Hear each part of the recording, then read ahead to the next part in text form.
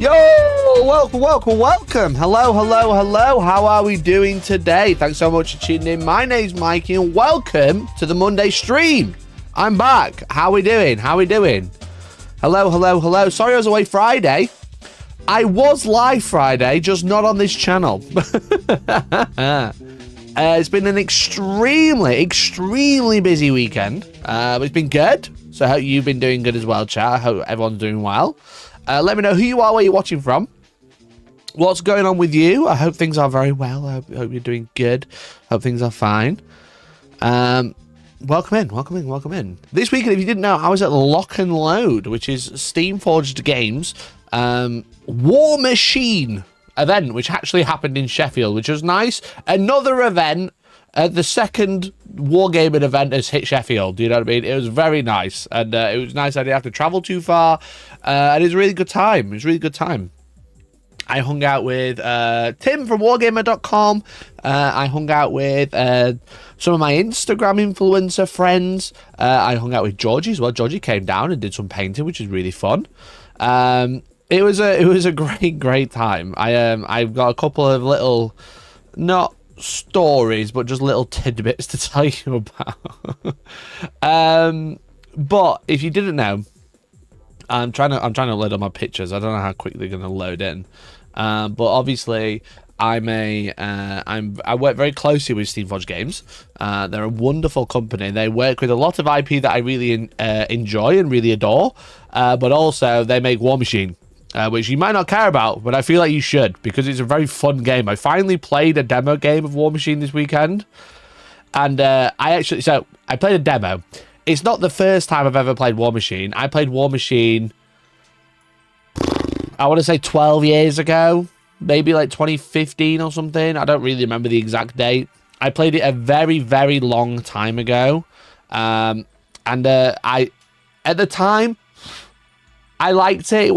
I wasn't like super hyped about it, but I thought the mechanics were a bit funky.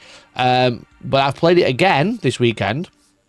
I had a wonderful demo from Dr. Ether, who you might recognize from chat, as well as Spen's painting, which was really fun, really cool, really good way to show me the mechanics and kind of like give an update. A lot of it came flooding back, a lot of it made sense, but it's just a really fun game. And chat, I think I'm getting into it.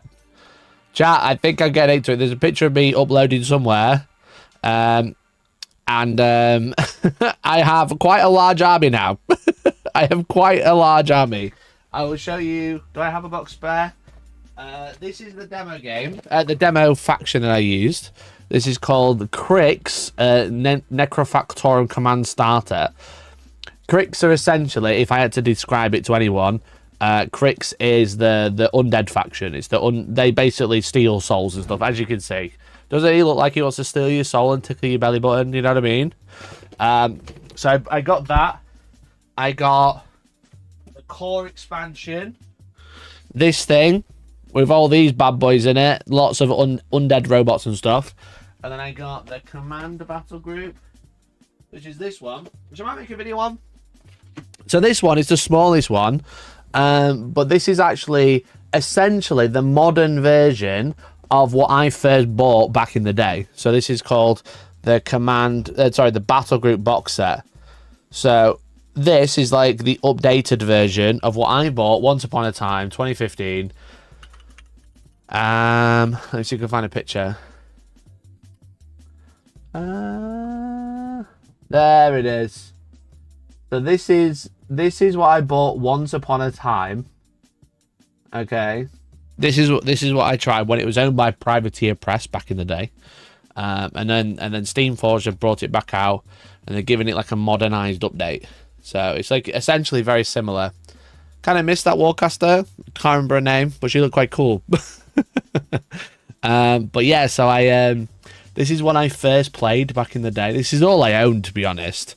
At the time, I didn't have a great amount of money, so I didn't own very much, and that was just basically a starter box. So yeah, so this weekend I was at Lock and Load. I did 3 painting classes, which you're probably more interested in rather than the game, which is fine. I'm just trying to get some pictures up. However, what was quite funny is this is a picture of me at said painting class. where I did 3 painting classes. I did 3 classes. I did like a basing class where I showed off like using how to base miniatures, how to make them look interesting. Then I did an undead flesh class, and I did a weathering warjacks class. And this is my face just after I dropped my airbrush on the floor. Backwards. It fell off because basically it was like in its pot on the table, and I was like, oh, I just need to get some water, so I'll get up. As I got up, I knocked my airbrush pot off, and it fell on the floor and stuck in the floor at this angle. Okay, some of you might be able to see where I'm going with this, but it was in my well, I should say that this is the needle now. There we go. As you can see, that is clearly not the right angle. It's actually probably more like 60 degrees, you know. But also, whilst it was stuck in the carpet like this, like upright like that somehow, it was also wedged straight through the hose pipe. So I'd managed to drop it. Not only drop my airbrush and bend the back of the needle, I happened to have dropped it straight through the airbrush pipe. So I had to then find some gaffer tape to tape the hose back together so I could airbrush for the class that I was doing. That's the wrong angle. It was definitely the wrong angle. Your airbrush needle is not supposed to go this way. However, due to how good Galleri brushes are, I mean, it's still perfectly functional. It's still perfectly functional because the back end of the needle is not really the very important bit. It's the front. As long as you can put it in all the way, which it was because it was ready to airbrush, the fact that it's bent at the end actually doesn't matter. The problem is I pierced the bloody hose of the airbrush. So, as you can see, I was very impressed.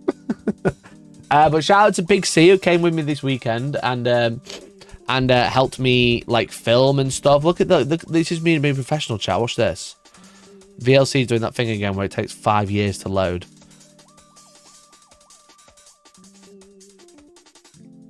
This is it. Come on. Like, why does it take this long? Look at me being a professional. Wow. Look, there's my airbrush all fucked. Look at this professionalism. Look at me go. Here's how to apply streaking grime, for example. What else? What's this one? Hell yeah, dude. Look at that. I'd showed some War Machine players how to sponge something when they've never sponged anything ever before. And then how to cover it in streaking grime. What a great time. And I did it live. I actually nailed it. I actually smashed it. Look at this, someone being inquisitive about my weathering techniques. Wow. So chat, the next time there's one of these bad boys on, make sure you come tune in and make sure you come check it out because you might be able to get a painting class by me. And it was like 10 quid or something to get in or something like that to get into the painting class, I believe. I can't remember. It wasn't expensive. It wasn't expensive anyway. So it was very fun, very good time. Definitely, but I absolutely cocked up big time. However, we're not only going to be talking about War Machine. It's actually quite a big week this week, chat, because we have the Skulls announcement on Thursday.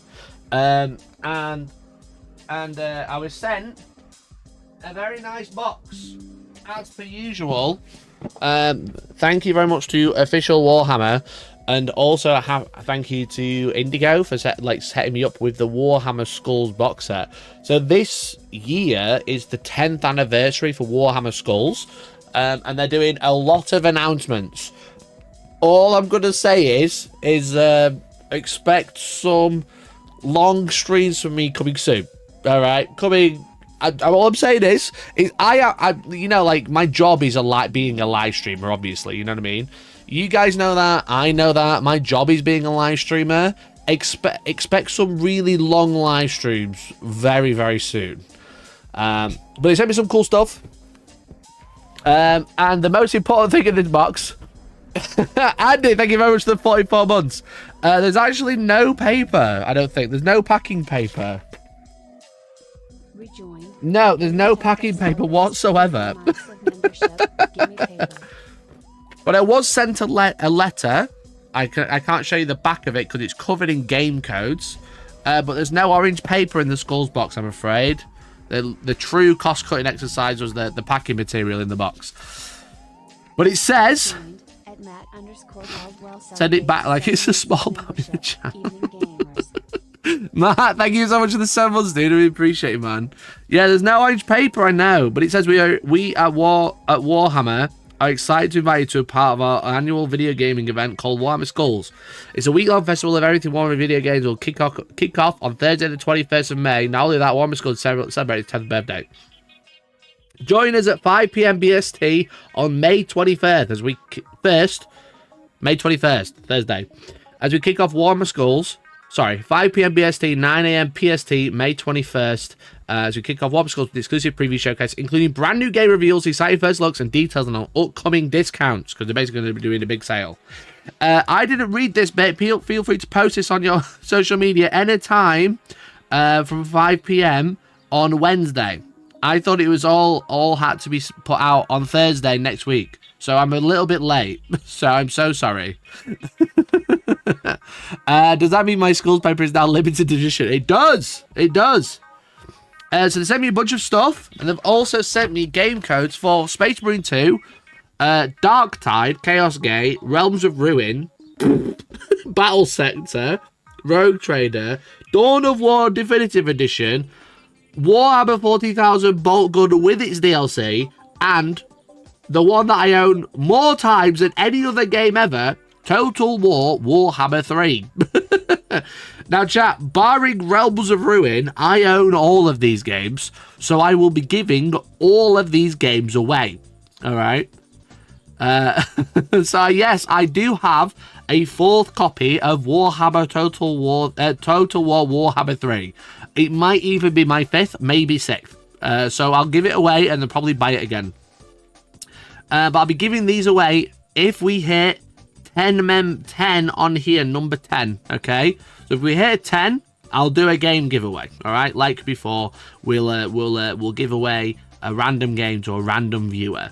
All right, so all you have to do is get this number to number 10. All right, that could be 10 super chats, it could be 10 different members, it could be 10 gifted members, etc. If you'd like to support the channel and win game, that'd be really cool.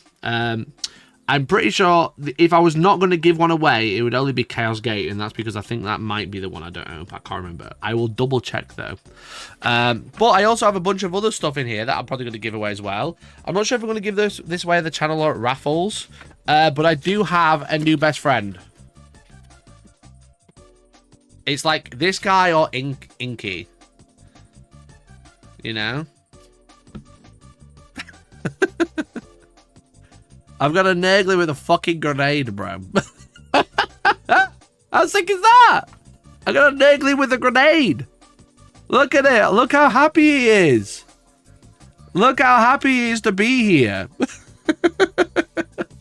Me, when there's new Space Marine reveals. How great is that?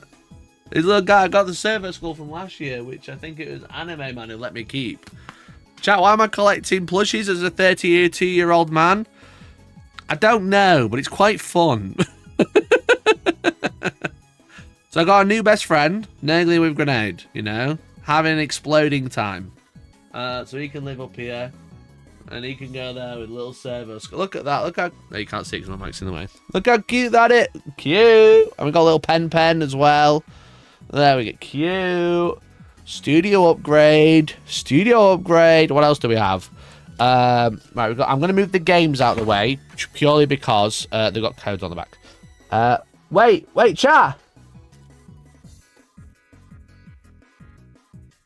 Chat. I lied.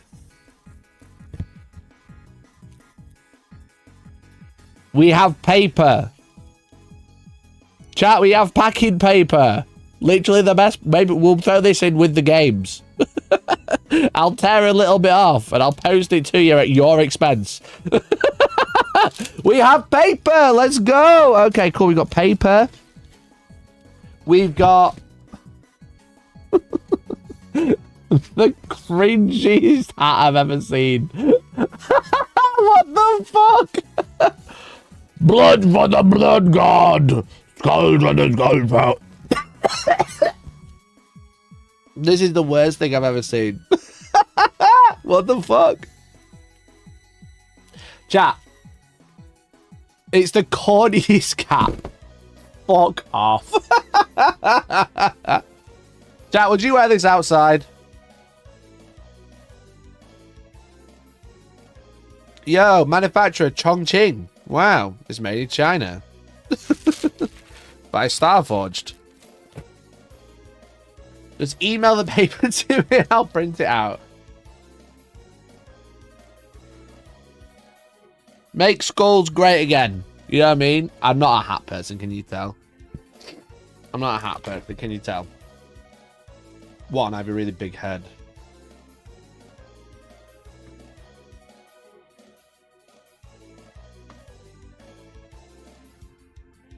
Chat, I don't know what I'm looking at. I don't know what I'm doing. I'm just putting this really hard. I don't look like myself.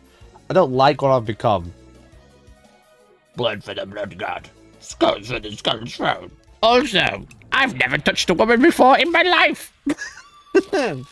What else do we have? Right, we got packing material to give away. Cool.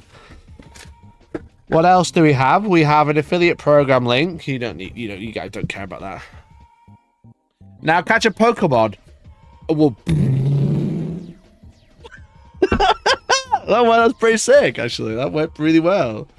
You look, a truck who's been banned from driving. It's true. It's true. It looks like I've been texting people who are below my age. We have Space Marines. Wow. Is this new wash or old wash? I don't know. I'll give that away at a tournament. That's last place. That's a last place tournament prize if I ever saw one. You know what I mean?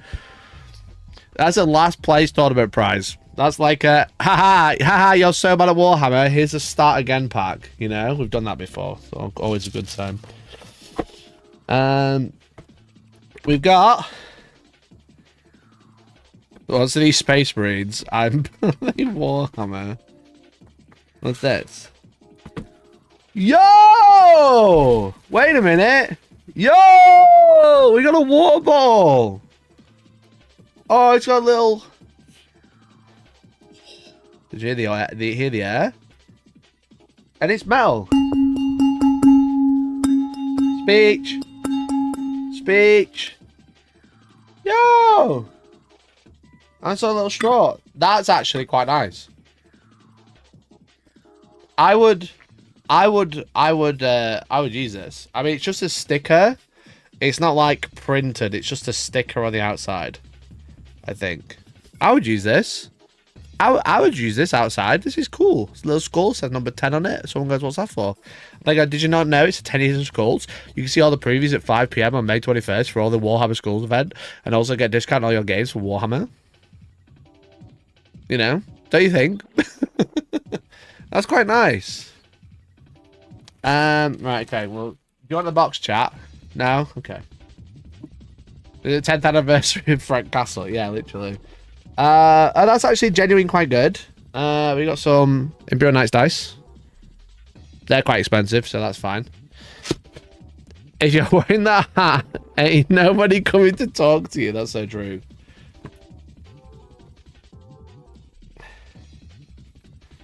What the fuck is this? A dice scroll?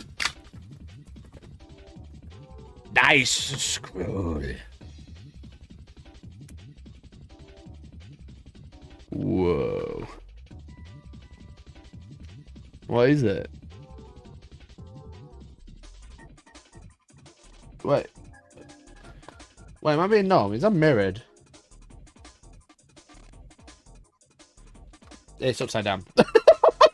I was like, why is the text mirrored? You know, why is the text mirrored? I realized it was upside down. I see eyes in... The purple on black is not great. I'm slightly colorblind.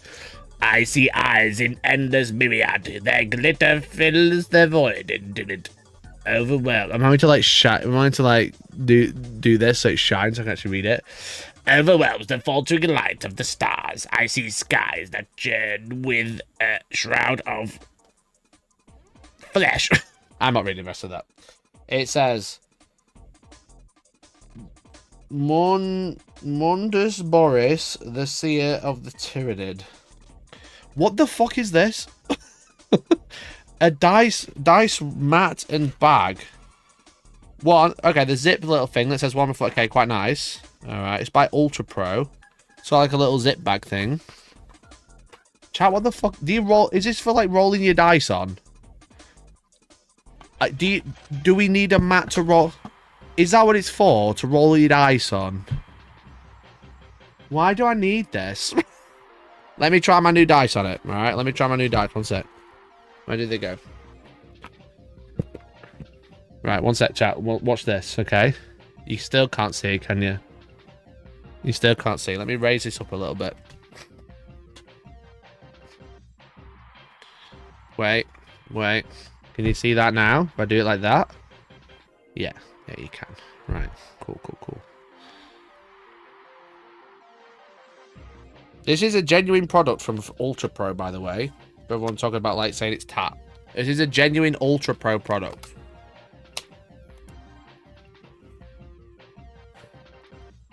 Wait, let me open my dice. Got my new little. To be fair, I'm starting to come around to square dice like this, you know.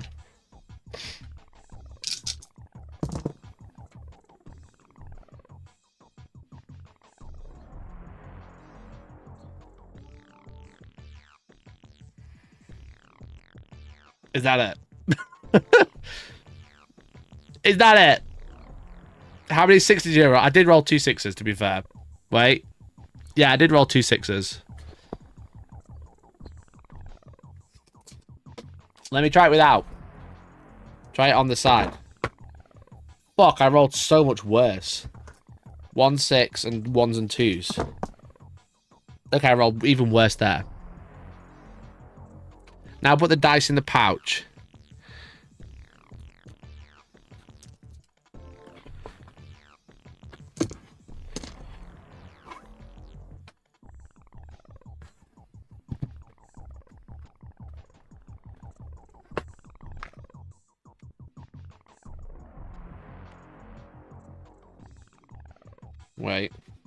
Wait. I've not rolled it tight. Right, I've not rolled it. Do you know what I don't? Do you know I didn't roll it tight enough? Do you know what I can't what I normally don't roll tight enough, but isn't a problem? A dice bag. Wait.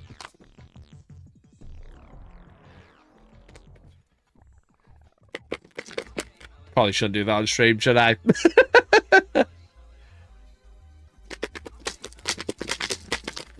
Right, so what you're supposed to do is you turn up to your game, you go, oop, don't worry guys, got my little dice mat.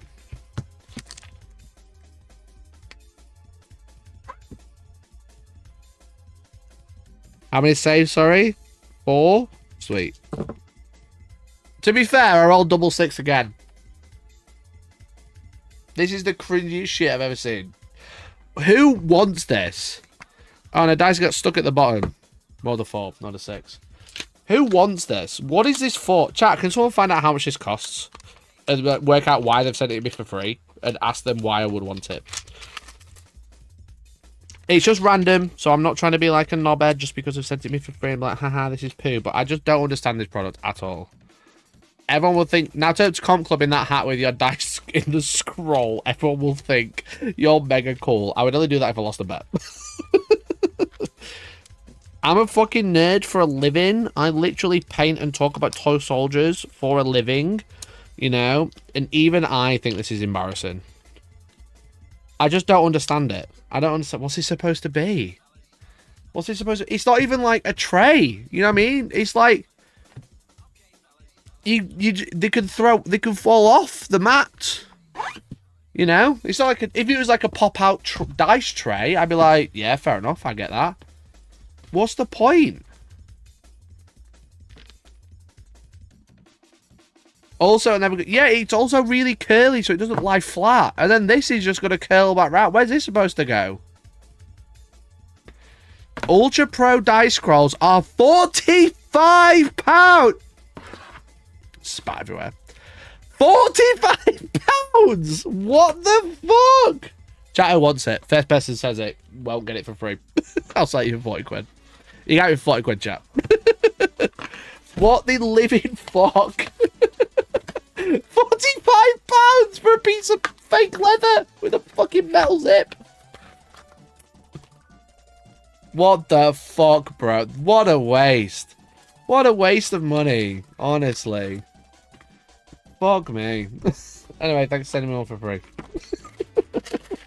Also, they sent me a joy toy. Do you remember last year when I said I was going to paint a joy toy? It's been a year and I still haven't done anything with it. They've sent me the Sanguinor. Wow. These are quite expensive, to be fair. This one's actually pretty sick. This is actually pretty sick. I quite like this, to be honest. This is pretty cool. Should I open it? Look at that fucking Giga Chin. Look at the Giga Chin, you know what I mean? That's pretty cool. It comes with a range of hands, a sword, and a backpack. And it can stand or fly. Yeah, that's pretty sick, actually. Yeah, that one's alright. Limited edition 2025. I got one in the year of our Lord 2026. What's that tell you about how to sail the joy toy? This hat is awful, bro. I realise there's loads of cardboard in it as well. Actually, I do the entire stream in this hat. 50 quid donation. The Sanguinor sells for barely more than the dice scroll. Think about that. That makes me feel really sick, to be honest. That makes me feel quite sick. So, thank you to Indigo for sending us a Warhammer Skulls box. I'm sure I will make great use of most of this. Fuck, the hat needs to be squashed. God. Okay, there we go. Right. There we go. So, the cup, the bottle, actually legit good. Bottle legit good. It's an official Warhammer one. About £150 worth of merch and a bunch of Steam codes better than a kick in the face. Oh no, I totally agree. I totally agree. You know what I mean? It's just like I just don't understand the dice scroll. Like what the fuck? So I have got a new cup though, chap. Something I bought was not sent free, but I did use my discount code. Hell yes, dude. We got the new Tails G Fuel Corp. Let's go. You can use !G Fuel in chat and use code Hellstorm at checkout to grab your own Tails cup, which came in a little fancy box. It came in a box like this. Wow. Wow. My alert thing needs to be updated because I should get 30%. You should get 30% discount. There's currently a buy one get one free sale. Now, my discount code doesn't work with buy one get one free, but if you use it and no price comes off, I still get a kickback. I just don't. It doesn't give you a discount because buy one get one free is already half price. But we've got orange creamsicle. Wow. So there's Sonic Tornado, which is Tails' own flavour, and it's orange creamsicle, which is like the orange ice pop. But I also bought Sonic Peach Rings as a tub because I really liked Peach Rings when it was in the. I had them in the little pots, in the little taster bits, but it was really nice. So I got the new one. And you get your own sticker. Wow. Just a cool tail sticker. I don't know what I'm going to do with it because I have sticker anxiety. But we're up to 9 flavours of G Fuel now. So I'm going to make some orange creamsicle. Is Tails orange or is Tails yellow? Tails is yellow, right? Tails is yellow, I would say. But orange creamsicles are almost yellow. So it's G Fuel 2.0 as well, so it mixes way better. And you also use less powder, which is nice. So it goes a lot further. I've got quite a big cup and I filled it all the way to the top, so I'm going to put a little bit extra in. But it's nice. It's essentially like a Solero or something similar. No, but not quite a Solero. But it's got the vanilla flavour in it. You can definitely taste the vanilla. So yeah, it's like an orange ice pop with vanilla in it. It's very tasty. So I've got so many water cups now, but like I said, you can use gfuel.com/hellstorm, get 30% off all products, but if you are doing the buy one get one free, just use my link and I'll get a kickback, which would be really cool. So cheers, everyone.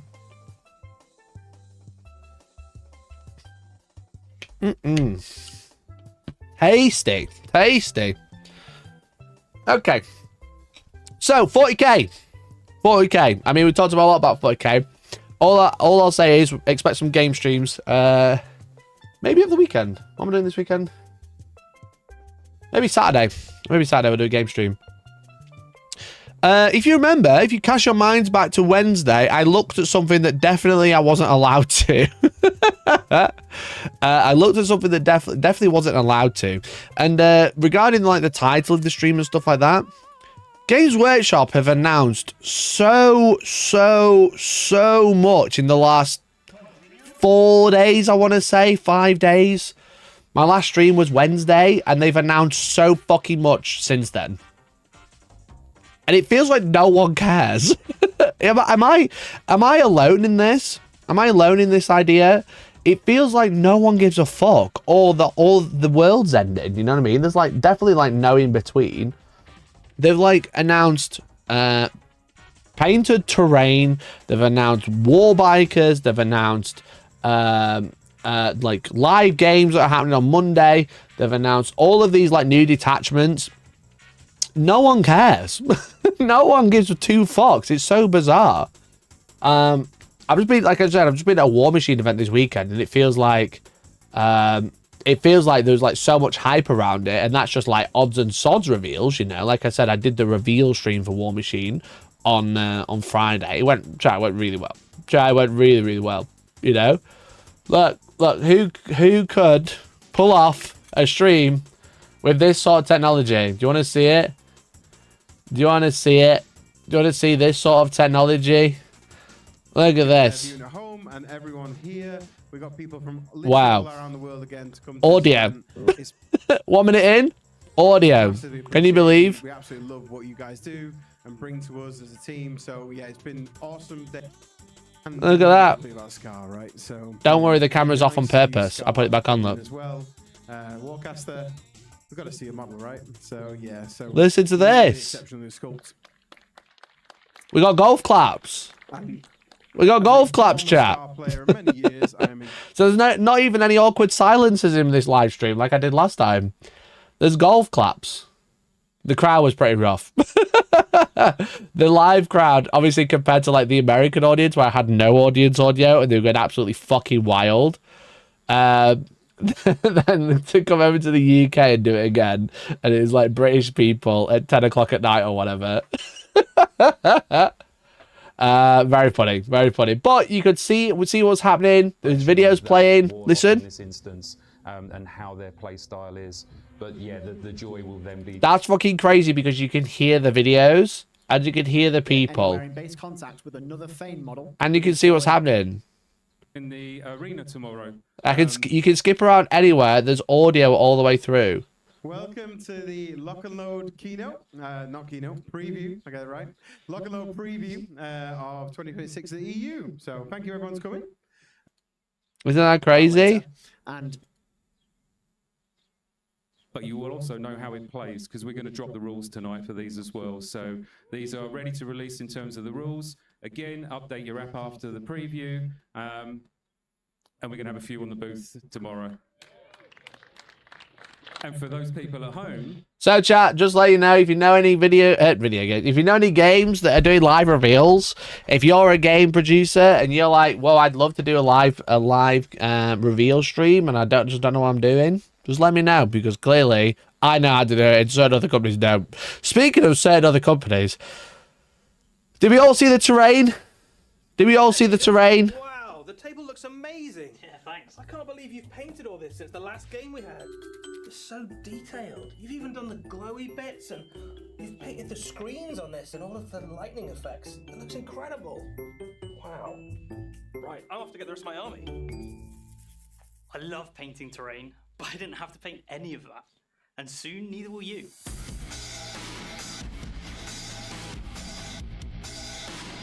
Whoa, did you see the wall bikes?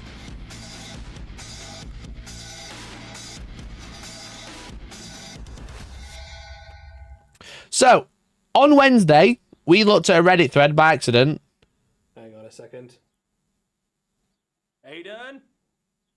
We looked at a Reddit thread by accident here on Wednesday that definitely I didn't realize was revealed, but it turns out it was totally legit.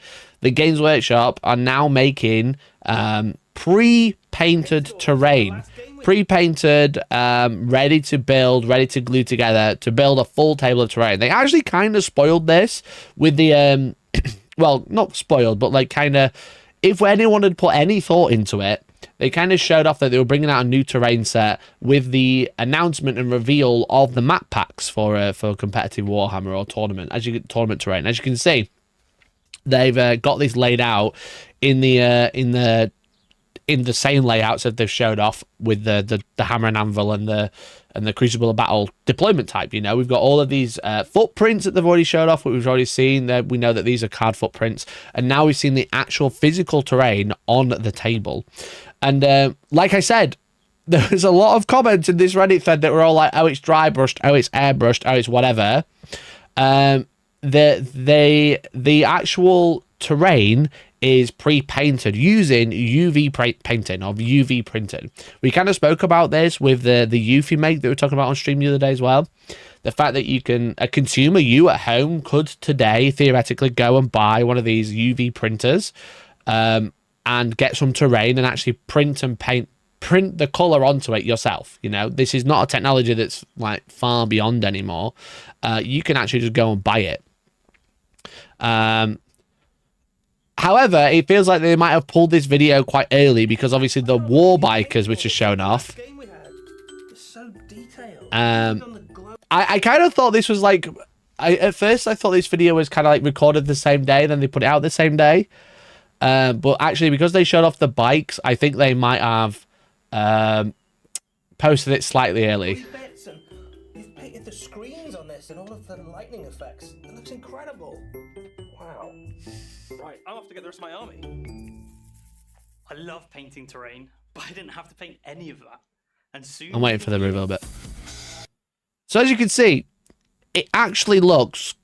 If I watch this on YouTube, I can actually fast forward and shit. I'm gonna say it, chat. It actually looks quite decent. You know what I mean? It actually looks pretty good, especially like this bit. Like this actually looks really good. Now, when you go to the next building, you can obviously see like the graininess of the printing technique. But because it's terrain, does that largely matter? Not really. I think it looks fine. You know what I mean? I think it looks actually quite good for terrain. And obviously, they showed off the bikes and they showed off like the bikes and the orks and stuff. I think this is supposed to come after like Wednesday or whenever it came out. But like this makes so much sense. But I think people are kind of blowing up and being like, oh, well, you know, this is the death of the hobby. Now, I think there are some little bits that you could regard as death of the hobby in this.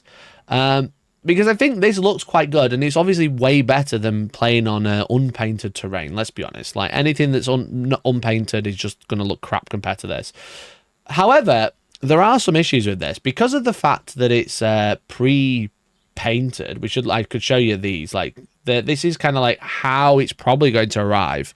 This is probably going to how it's going to arrive to you in a box, you know. So as you can see, we definitely didn't look at these early, I promise. But these are like the locators. So this lines up the printer basically, so they can print stuff and scale it properly. And then it is painted on the sprue. So like I said, it's UV resin. Printed directly onto plastic. I don't know if the plastic is painted beforehand, whether it's colored beforehand, you know, if it's got like dye in it or anything like that. As you can see, this is like the map that they've shown off, and then this is the map layout that they also use in the video, I believe. Pretty sure this is how it's laid out. So yeah, so like as you can see, it's black. I don't know if it's just because it's been primed black, if it's black plastic that's been like dyed and then printed on top of. But as you can see, this is 100% painted in China due to all of these random bags in the background. I don't think this is randomly being shipped to China. I think it's 100% been printed in China. You can see like the overspray of the machine on here. It's very common to put paper behind it and stuff like that to have it printed. So it looks like they're kind of like attached to this paper so it doesn't spray ink onto the machine, and then it's got like a pile of them here. So I think there's another picture. And then, yeah, you got like another pile here. So this is how it's going to arrive in a box, you know. It's going to arrive in a box, but this is like actually fully painted, you know. Which is not the first time this has been done. Obviously, probably one of the most popular or most well-known in our industry is Archon Studios, or Archon Studio, which have obviously just released StarCraft, the miniatures game. So, you know, I'm going to have biases, obviously. I've just worked with them. They've actually been making something called Prismacast for a while. So Prismacast is RPG terrain, but it is the same thing. It is pre-painted. Like, this is like the machine that's doing it, and it's printing UV layers. So colors from the decks pre-painted in D&L Dungeons and Lasers. There we go. So we got unpainted, hand painted. Then we got Prismacast. So this is what they call their own pre-painted terrain. So this is like the technology working. It's like a big machine that's like running its arm over, and it's basically what it does is it sprays almost like 3D printer resin, almost like dyed resin on top, and then cures it with a big UV lights. That's why it's got big blue light. That's essentially how the technology works. It sprays a very thin layer of color in the right place, and then it shines a UV torch on it. So very rudimentary way to explain it, but essentially think of a 3D printer type technology, type material and function. You know, spray UV resin, solidify it with a UV light. So very, very straightforward. So this is what Archon Studios were doing. I don't think they were very happy with the idea of Games Workshop announcing pre-painted terrain, because they put this post out and said pre-painted is one thing, detail is everything. It takes more than one raw to rule the battlefield. For years, we've been refining Prismacast, our pre-painted technology created to bring depth, texture, and atmosphere to every tabletop adventure. Across dungeons, caves, mines, ritual sites, and countless quests, we have learned one thing: true immersion lives in the detail. Make sure you get all the detail you can. Choose Prismacast. So clearly they are coming out and saying, look, guys, this is fine, but it's not great. We have been doing it a lot longer than you. As you can see from like their studio shots, it does look really nice. These ones, obviously, these are the leaked pictures, so they're always going to be lower quality. It doesn't look amazing. It just looks fine. Obviously, in the video, it looks far better. Which one do you believe? Do you believe the random leaked pictures that are low resolution? In what sort of quality we're going to be looking at? We don't know where these are from. We don't know if these are from a bin or anything like that. We don't know if these are like stolen. We don't know if these been left out in like a factory or something like that. This is obviously just on some random stairs. We don't know where these are from. We don't know if these are like pre-production, post-production, what's going to be shipped in a box, what could be a tester piece, what could be a failed piece. But Archon Studios are saying, you know, yours is shit, ours is better, which I thought was quite funny. Now, I think the thing is with this, and I think it's very clear in this image, is like, and this isn't exclusive to this terrain set. The problem, if you are finicky, which I know a lot of the people who watch my videos are, because whenever I post a video of painted a model and I've just quickly painted it to show what a contrast paint looks like or similar, one set for example, they love to point out if I've missed a mold line, you know. And the problem you're going to have with this sort of terrain, especially with the way it's cast, especially with the amount of detail that they're trying to cast into it, is mold lines. Because the problem when you have a layer of color on the problem is when you have a layer of color on the terrain, you can't scrape the terrain, you can't file it, you can't shear it or anything like that. And you can see that even in Games Workshop studio video, they haven't, as you can see.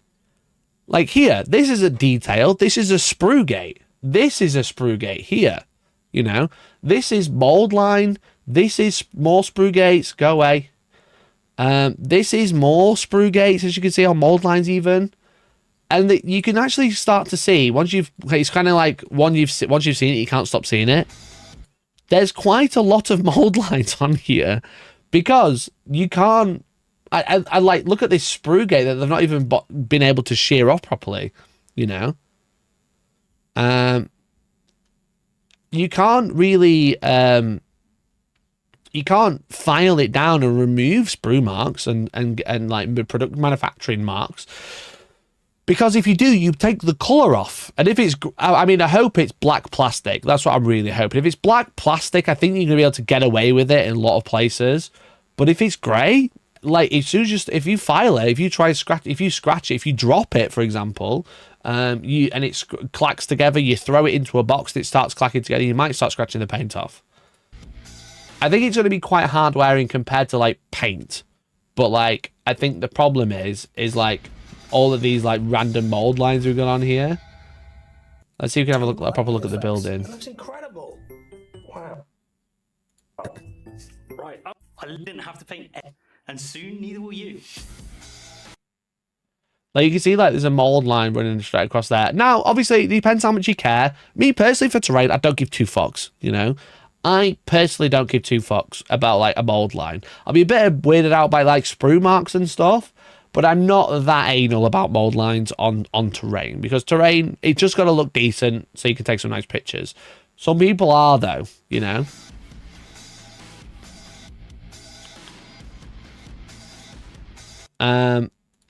So I was reading chat and I forgot to actually like look at the video.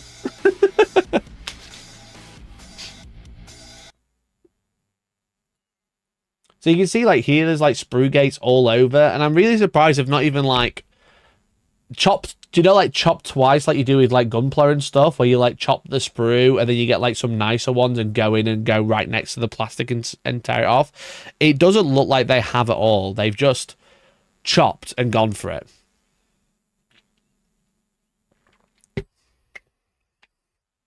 Now, like I said, I think it looks really good. I hope they come out with more designs, because I don't want to go to every single tournament and all the terrain is all Armageddon themed, you know what I mean? And Games Workshop famously haven't put out lots of terrain sets very quickly. Genuine can't afford God Hands confirmed. Yeah, literally, they're literally missing out on God Hands. Now, the thing is with it is like Archon have been doing this, you know, a long time. So let's have a look at pre-painted terrain, you know. Can I change the pricing so I can actually understand it? You're gay. So More of the Abyss Prismacast pre-painted is £59. Carnage Tract is £59. Agony, Chambers of Agony is £59. Yeah, a lot of this is like £59, you know. Like Rocky, let's have a look at Combat Arena, Evil Eye Hive is £59. If we go to unpainted, Carnage Tract, unpainted, is £49. More of the Abyss is £49. Chamber of Agony is £49. So that's a £10 increase. £10 extra, would you say? Belly of the Beast is £99 painted, $75 unpainted. That's a, is that 33%? Is it a third? No, because that's only 10. What's the percentage? 10, 50, £10 of 50.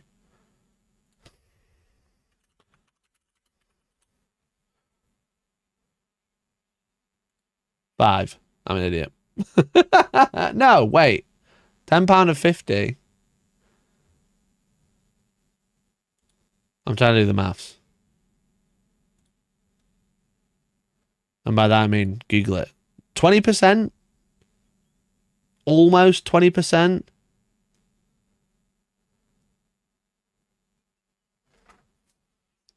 Have a look at some other ones. So we've got Fantasy Dungeon Prismacast, and then we've got, let's have a look at Fantasy Dungeon. Oh, I've already forgot the price. Fantasy Starter Set, 48. Fantasy, 25.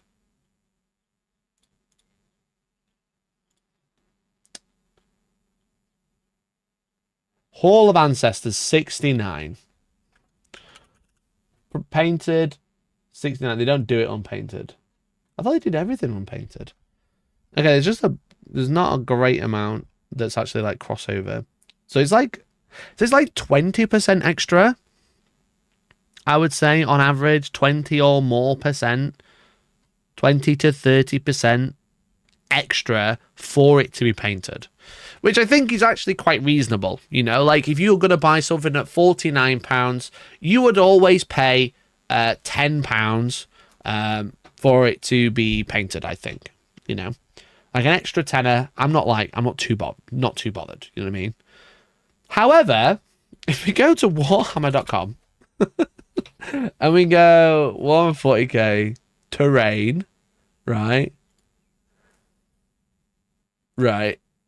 Now add 20% to these prices and think about how much you need.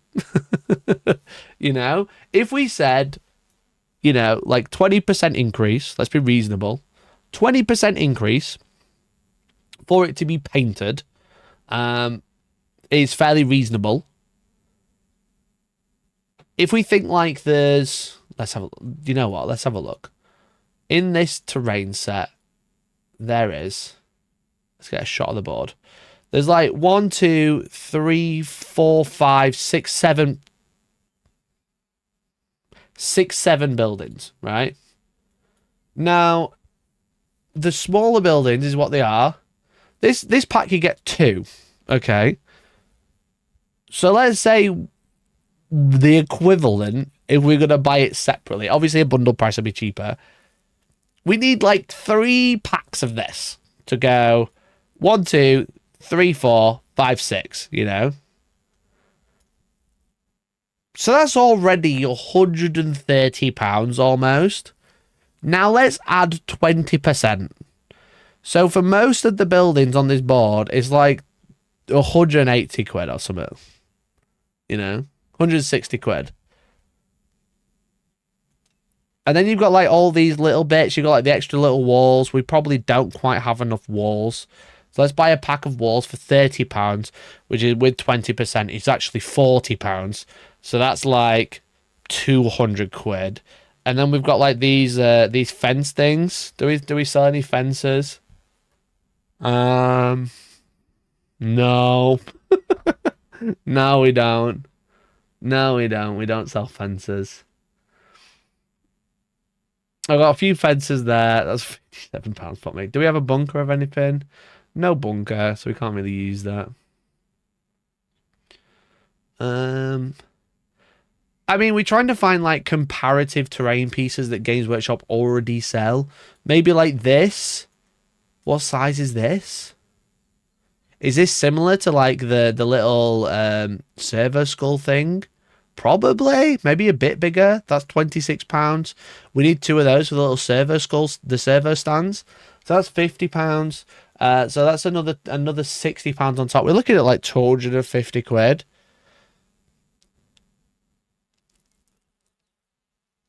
And we haven't finished. You know what I mean? We're probably looking at like £300 in plastic. Maybe painted. Maybe, if we're lucky. Let's say probably £350 for this table of terrain to be painted. And then you got to buy the footprints separately by the sides of it. The footprints might come with it. I think if it came with it for that price, that is still exceptionally expensive. But I think they have to throw in the footprints with it, because if they sell this separately at any sort of price, then I expect it, and it's not got the footprints, I will literally shit bricks. And I'll use those bricks to trade them in for a terrain set.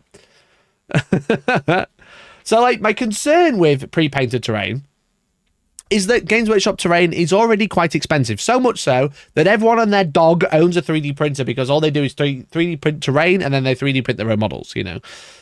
Everybody has a 3D printer, so all of this terrain can be made very cheaply. Now, the problem is if Games Workshop want to sell terrain, and their terrain is quite expensive, because essentially how Games Workshop does pricing is the more they sell something, the more they have to make it. The more they have to make it, the cost per unit goes down, so it becomes cheaper, you know? Like the reason that characters are £30 for one guy and 10 intercessors is £40 is because those intercessors are going to be bought 4 to 5 times per player, you know, or like, you know, 2 to 5 times per player. it's the reason that they do that is because the more that you make something, the cost, like the cost of the mold, everyone talks about the cost of the mold. That's why Warhammer is so expensive. The more that you use the mold, the cheaper the per unit gets, So if you want to make 100 Space Marines and it costs like 20p per model to make, the next time you do another 100, they all become 10p to make because you've doubled the amount you've got out of the mold.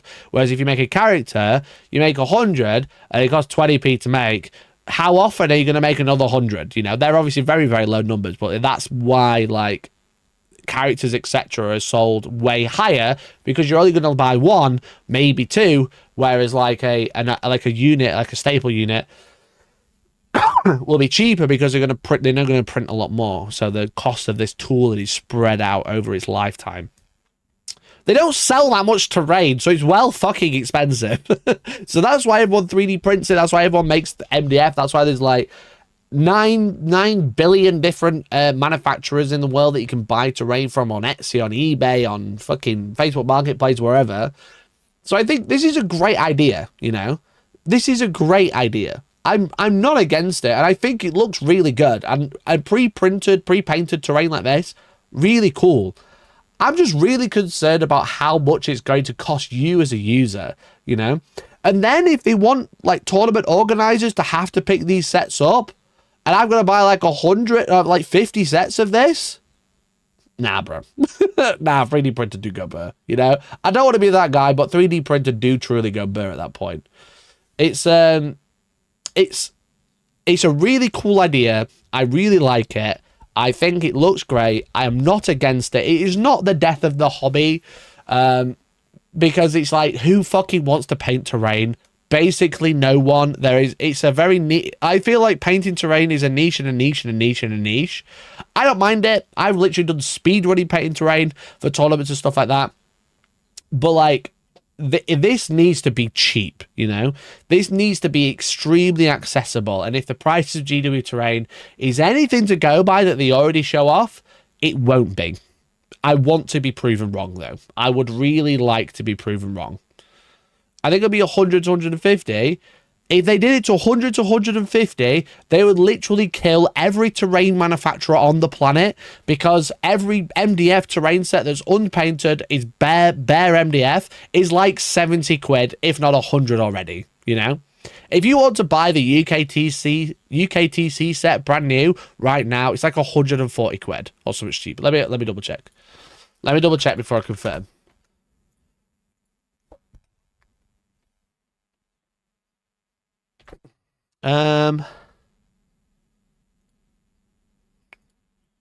Tabletop scenics, tournament terrain.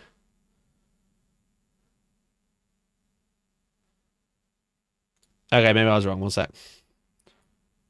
Okay, so it's. Let me just double check. This is all here. No, this isn't all here. This is £91 from 2021. Okay. So you need 4 of these. It does come with 4. You need 4 of these. So you're missing 2 buildings. So it's 91 plus this, probably another 20. So it's like 110 quid for unpainted MDF. Unpainted MDF. You need 4 L's, not 2. So if you think that like fully painted plastic terrain is going to be 150, they would price out every single manufacturer on the market, I think. Every single MDF, terrain, plastic, whatever manufacturer absolutely out of the market, because I don't think it's going to be that price. I think it's going to be double, if not more. I actually think, to be honest, they're going to sell it in halves to make it seem like it's a good deal. I think they're going to sell it in halves. You buy half, I buy half, we have a full set. That's the other way I think they can do it to make it sound reasonable.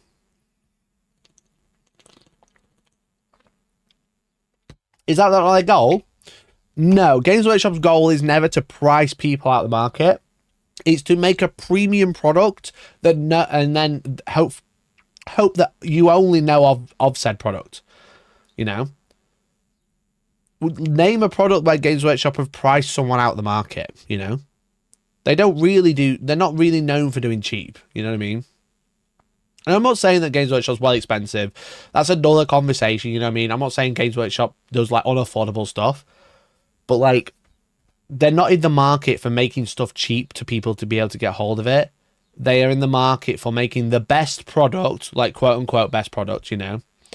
They're in the market for making the best product available and making sure you don't know about anything else. That's their goal. That's the why they call it the Warhammer hobby, not the wargaming hobby.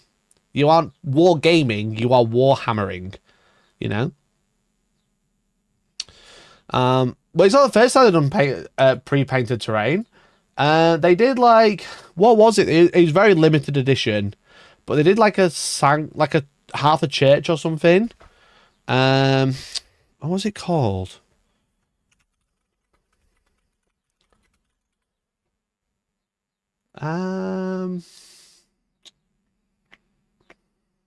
They did like a battle sanctum thing in like 4th edition. And they also did the void shield generator.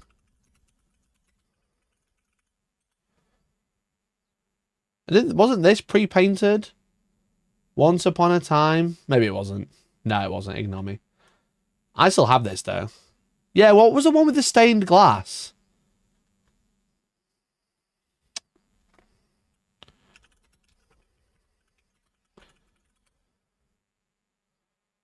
I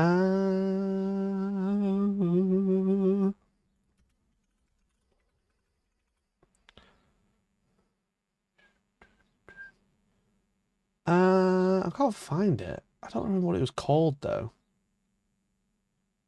Someone will know it. You'll have seen. Ah, here it is.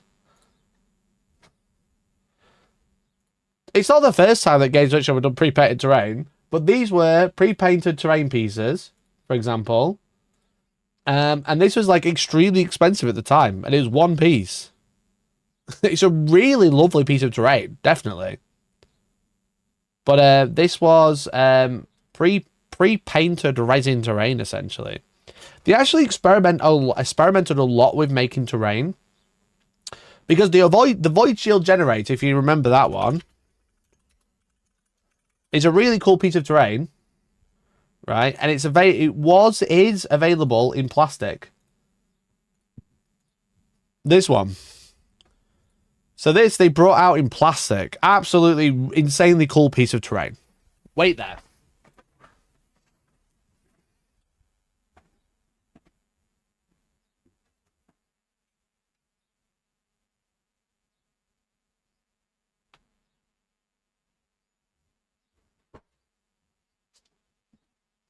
This is the original void shield generator. As you can see, very legitimate. I don't know why I sounded so sketchy when I said that. But this is actually made in resin as well. It was like an agreed resin. And this was cast in China. But this is the original void shield generator. I've never known what to do with it. So I bought it from a friend many years ago. But yeah, they were really broken in Warhammer in 7th edition. It was exceptionally broken. But that's why I owned one. But as I say, it's a really nice piece of terrain. But they've definitely been experimenting with terrain a lot. And I just don't know what should I do with this? It's like, yeah, it's like solid resin. It's like a...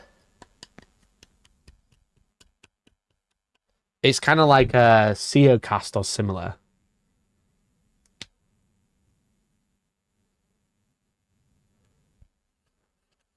Yeah, odd piece of terrain. But it's nice to see Games Workshop experimenting with new technology to make something interesting. I'm just really curious about the price. Trophy. I wonder how much they're like worth. I wonder how much it's... Tell me it's worth like 700 quid. eBay. Use it as a melee weapon. Nice. Original void shield generator. Can't spell, but Original void shield generator. £208 or best offer. Let's go. So it came in a box like this. Sadly, they don't have the box anymore. How many have actually... When was the last time someone sold one? Put the generator on a big rectangle. Nice. Can I look at Soul without logging in? I'm trying not to dox myself.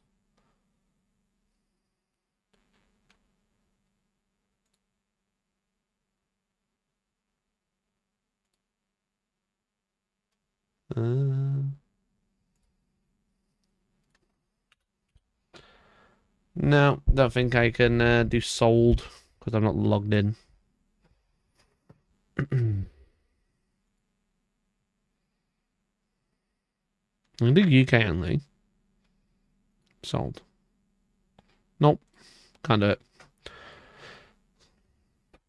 Anyway, I don't think it's worth that much. I just don't think they're selling. Let me try. I'm going to look without showing you because I just don't want to dox myself. I'm just well curious. I don't think it's worth anything. That's why it's just sat there collecting dust.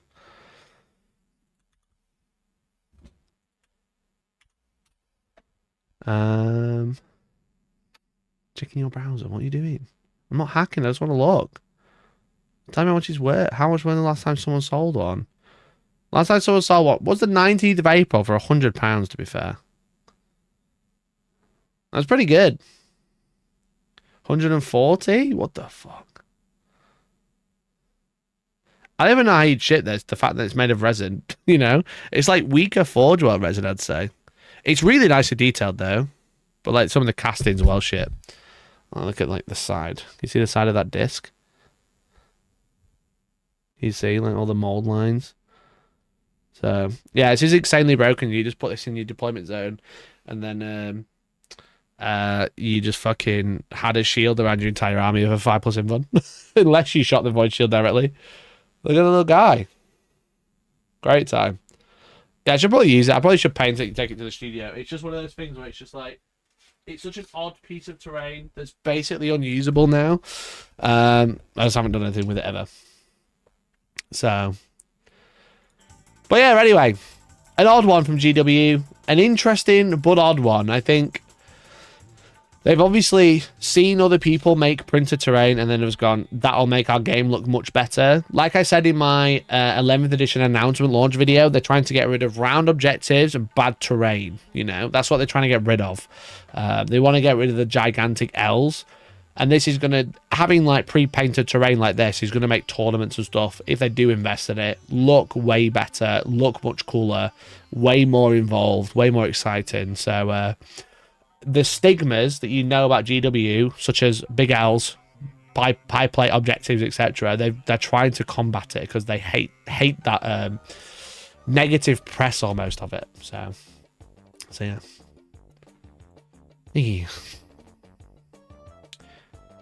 Anyway, chat, I never looked at the Q&A. Did you guys watch it, or did you just look at like the Reddit roundup?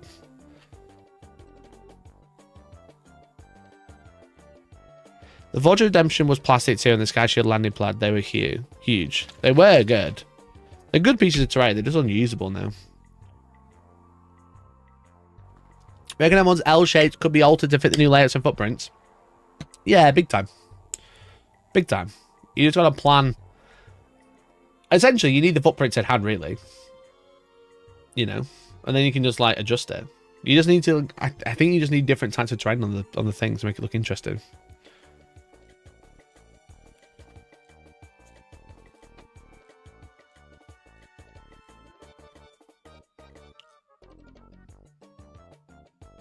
Shall we watch the Q&A or shall we just look at a roundup? I haven't watched it yet. Thank you so much. But like, I am 90% sure, before I get into like watching it, is that they said they're going to do a live video. Okay. Let me just pause the video a minute. There's a new edition. Hello and welcome to. There's a new edition of Warhammer 40,000 on the way. Love that. There's a new edition of Warhammer 40,000 on the way, and we know loads of you have questions about the rules or how your army might work in the new edition. Maybe your questions are about the new lore or some of the things you find inside the Armageddon launch box. Myself and Adam will be doing a Q&A next Friday, so send your questions in. You can send your questions to this email address right now. We should practice some questions. Totally should practice. Hit me. Okay, what is the fastest colour? So they didn't say live. Interesting. I was so sure they said live. You know, they are doing a live game next week. With some YouTubers. Not me though. Lol. I don't even know if I'm going to get a 11th edition preview at this rate, chat. I haven't had one yet, so we shall see. When did they announce they're going to do a Q&A? I should have just looked when was this published? 8th of May. I'll look at the article. 7th, 8th, 10th. Huh. Did they only put a video out? I was really curious because I was so sure they said live somewhere. But then again, maybe they didn't. How do you just look at, like, all news? All news and features, there we go. What date would we say? 8th. This is the 8th. Huh, they never put an article out.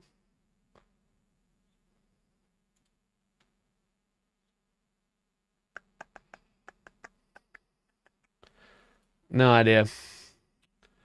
It's a long vid. I don't mind though. 40 minutes.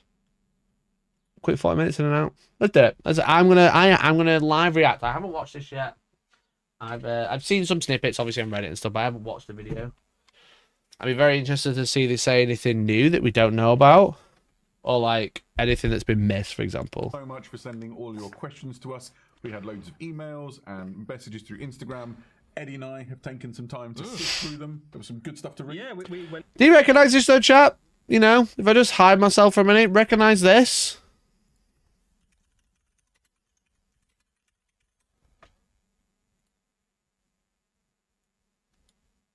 Are you comfy? So comfy. Huh. Are you ready to talk about a tray of snacks. just some snacks? You're a snack. Just some quavers?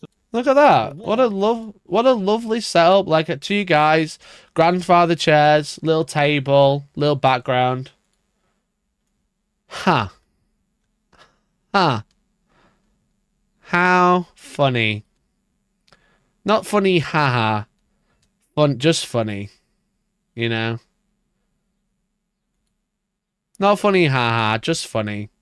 Isn't that ironic? Isn't that quite ironic, chat? Anyway, as we were. Went through hundreds of questions, actually. We went through some really good ones, some themes emerging, certainly. Yep. Yeah, so we kind of compiled them together, and we've got some answers for you. Exactly. So over the next little while, we're going to read through the questions. They had beverages, we had beverages. They had coffee cups, we had coffee cups. We had army box in the middle of us, they had army box in the middle of us. Give some answers, and hopefully tell you what you need to know about the new edition of Warhammer 40,000. Yeah. Thanks for sending them in as well, by the way. Before I jump into it, how did your game with Aiden go this week? That looked interesting. Oh, yeah. Great game. Great looking table. Obviously, I beat him in the game, but he beat me on paint scores. I would expect nothing less from Aiden. That's what you get. Awesome. That segues beautifully into our first question, which is, you've just announced ready painted terrain. Will you be also selling unpainted terrain? We definitely will be selling unpainted versions of that terrain as well. Sure. So you'll be able to choose whether you want to have the convenience of being able to assemble the battlefield quickly and not worry about painting it, or if you've got a battlefield that you've been working on for a long time or a basing scheme or something, we will sell unpainted terrain so you can paint it whatever style you want. Perfect. Essentially, that's whatever you've already been doing, or try the new stuff when it comes. Bro couldn't work out by themselves that I can put myself in the middle. Wow, I'm Armageddon. Yeah, so they said they could choose, so you could just buy. So they basically confirmed they're going to do unpainted and painted terrain. Bro couldn't work out they could just prime it if they didn't like it. Next question. Are there any plans to sell ready painted miniatures? No. No. No? No. No. They didn't say never. If you really want to read between the lines, no. Never said never. Never said we will never sell pre-painted miniatures. Only said they don't have plans. Didn't say they don't have plans yet. Don't have plans. Oh, that's my fucking audio gone, I imagine. Right. Fuck's sake, why does it do that, bro? No just means no plans. Yeah, exactly. It doesn't mean never. It just means not right this second, in my opinion. Theoretically. God's sake, my audio's just died. One sec, chat. One sec. Hello, are we back?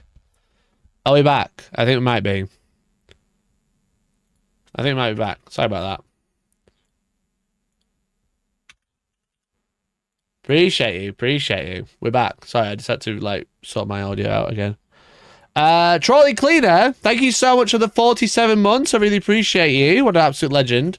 I'm currently adding people to the giveaway. We had Trolling Cleaner. Who else did we have today? We also had Mr. Matt Caldwell. Mr. Matt Caldwell, look at that. And we also had Andy Tech Dad with the Parasocial resub. He's going to get 5 entries. Boosh. That's 4. Boosh. What a legend. What an absolute hero. Thank you, everyone, for becoming members and super chatting and stuff like that. It really supports the channel. I can't do it without you. So thank you. Really appreciate it. Question. Who will be the next returning loyalist Primarch? It's a good question, but I'm really sorry to break it to you, Adam. They're actually all dead. All of them. I love that. Ask your new 40k questions. Just tell us who's coming out next week, please. Tell me who's coming out. Like, are they gonna fucking tell you no? What a waste of a time. Like Russ is back as a tank. Rogaldorn as a tank. If I was a betting man, you could expect a battle tank called a Khan or a Probably be quite fast. Manus or a Sanguinius at some point.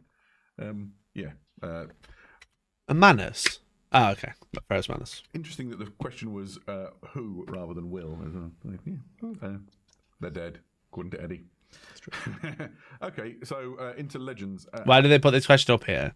Probably because people will just ask because they have 4 brain cells between them. But also because it fills time. It's nothing to do with new 40Ks, what models coming out. How will Legends be supported in the new edition? Eddie, Actually, good question. So, Legends will continue to be supported the same way it is now. There'll be data sheets for units that have existed in previous incarnations of Warhammer 40,000. One of the things that we'll have when the codexes start to drop for the new edition is that you will start to see Legends units added into the Warhammer 40,000 app. So not right at the beginning of the edition, but as the codexes start to release, the app will update with Legends as well, and you have the option to include them in your army that way as well. Nice, actually. That's really good, actually. I think it's a shame it's not straight away. I think it's been like one of those features where people want it, people want access to it. I think adding them as per codex is like a bit of a really long-winded way to do it, but at least they're doing it. You know what I mean? I think it's nice. I just hope that for someone like me who probably won't use Legends too much, obviously we have our tournament on the 6th of June, which does allow Legends as well as the Crucible of Champions stuff. So that's pretty fun. Exclamation point shop in chat. That's really fun. That's a cool way. We're like utilizing Legends for the last time before 11th edition. But like, I hope you can turn them off because me personally, I probably won't ever use them. You know. Kind of answers the next question, which is will Legends be in the app? So not at launch, but soon after. Perfect. Are there any changes to Battle Shock that make it more impactful? Yeah, so we had quite a few people asking this one. It was a recurring topic. Yeah, so particularly coming from Night Lords and Tyranids players. Almost like they wanted to run away. And there are a few things that make Battle Shock more impactful. The first of them is that you now take Battle Shock tests when you're at half strength rather than below half strength. So that means that if you've got a unit of 2 or you've taken half wounds on a vehicle or something, you have to start taking Battle Shock. The other really big thing, though, is that you... I mean, that only comes up with literally units of 2, right? Like, at half strength, I think will barely come up.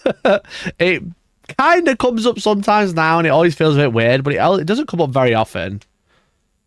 You know? It's all Legends back in 2nd edition, which is my new 40k project. That's fun. That's exciting.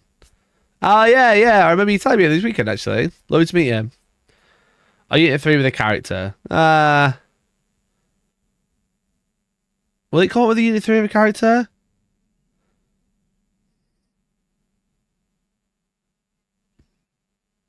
Will it come up with a Unit 3?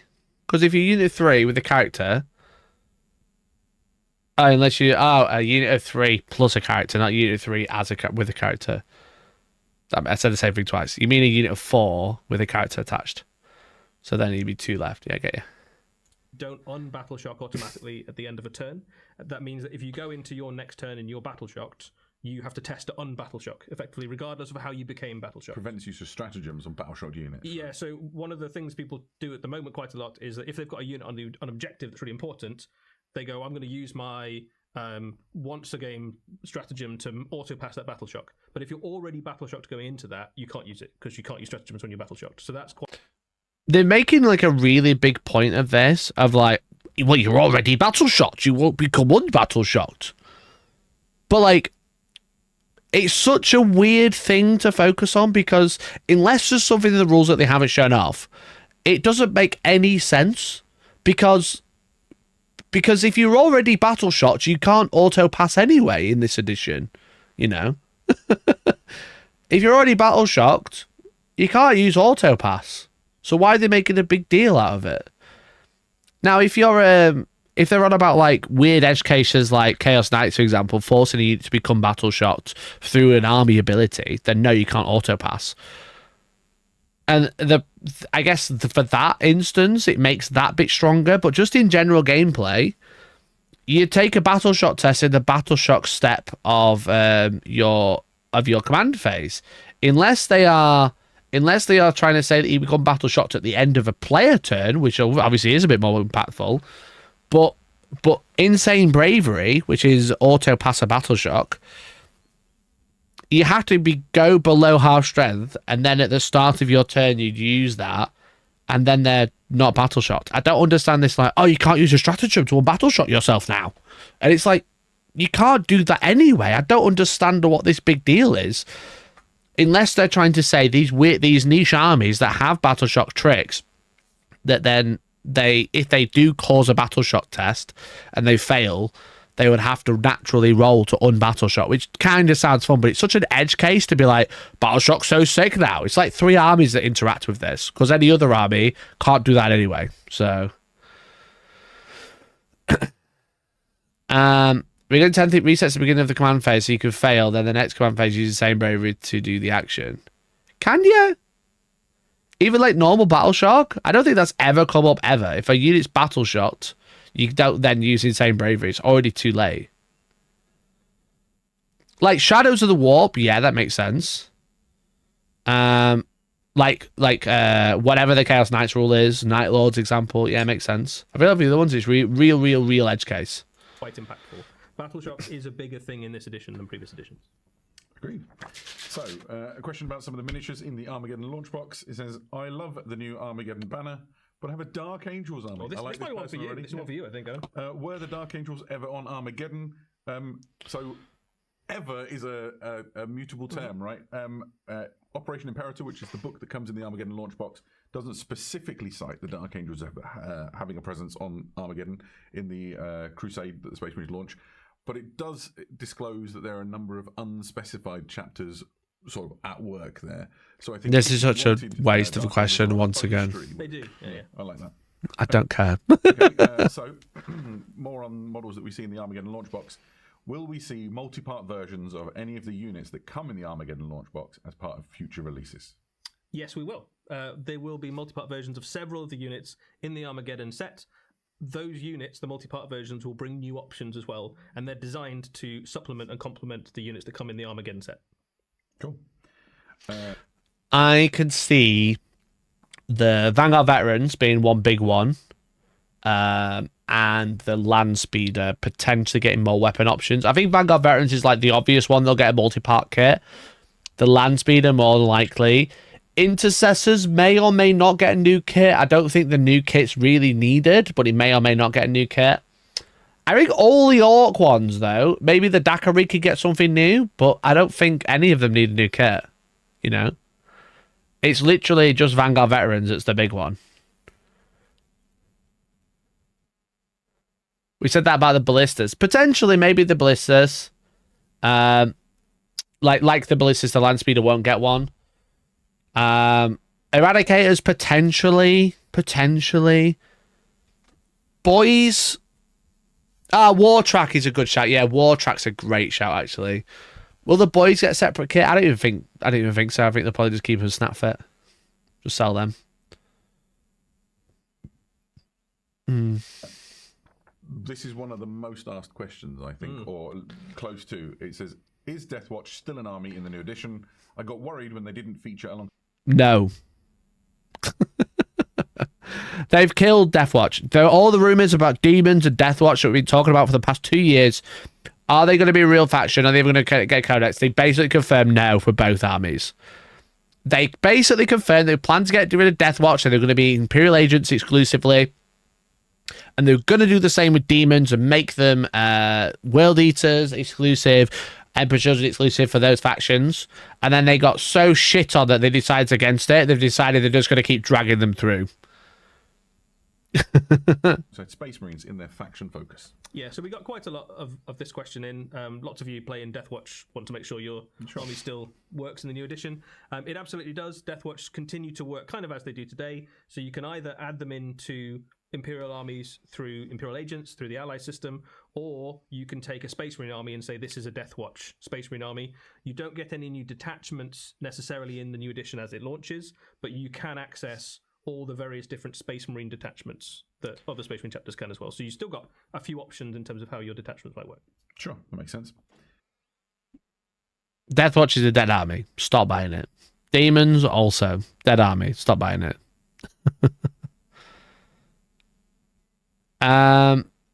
Through the ally system, they are called assigned agents. They are basically called allies. I don't think he's revealing too much there, but I could be glossing over it.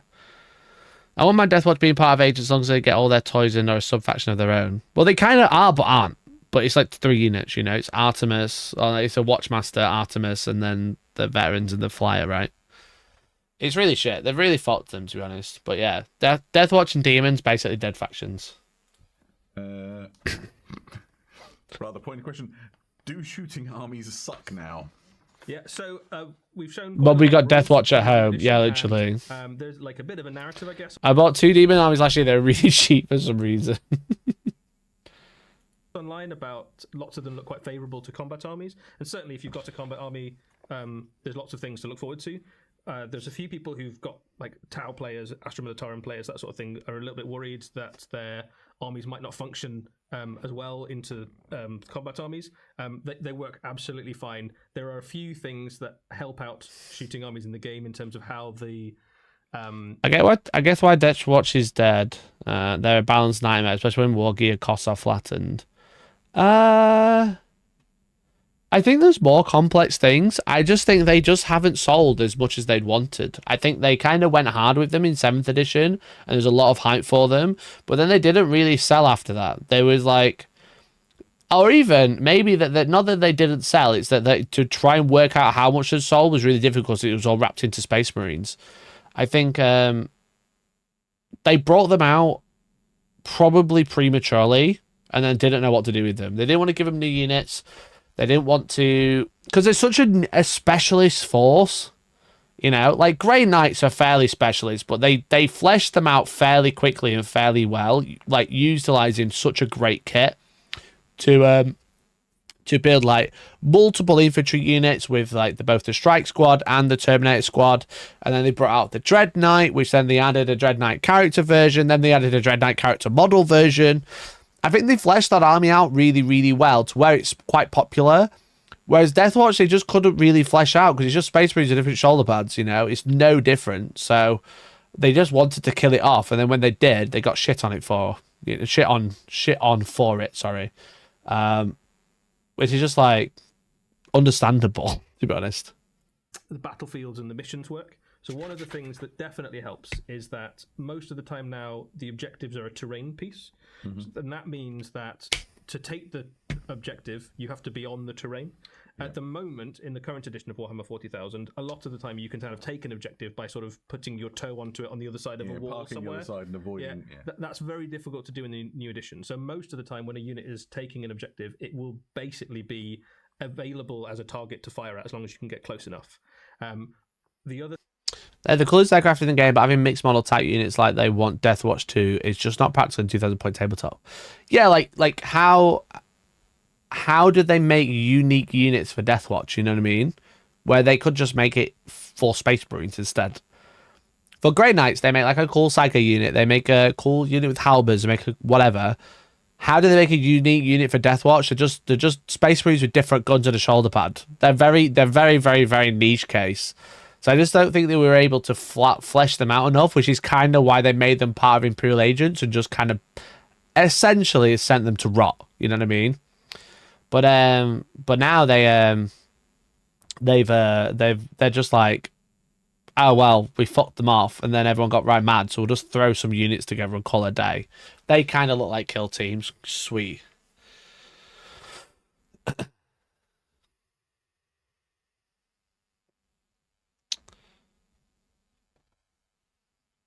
The thing is that a lot of the missions, if you have a combat army, encourage you to basically run across open ground towards enemy units. So if you can set up firing lanes appropriately, shooting armies do. So, similar to the Deathwatch question, Speaking of, are Grey Knights still an army? Grey Knights are definitely still an army in the new edition. Very much so, right?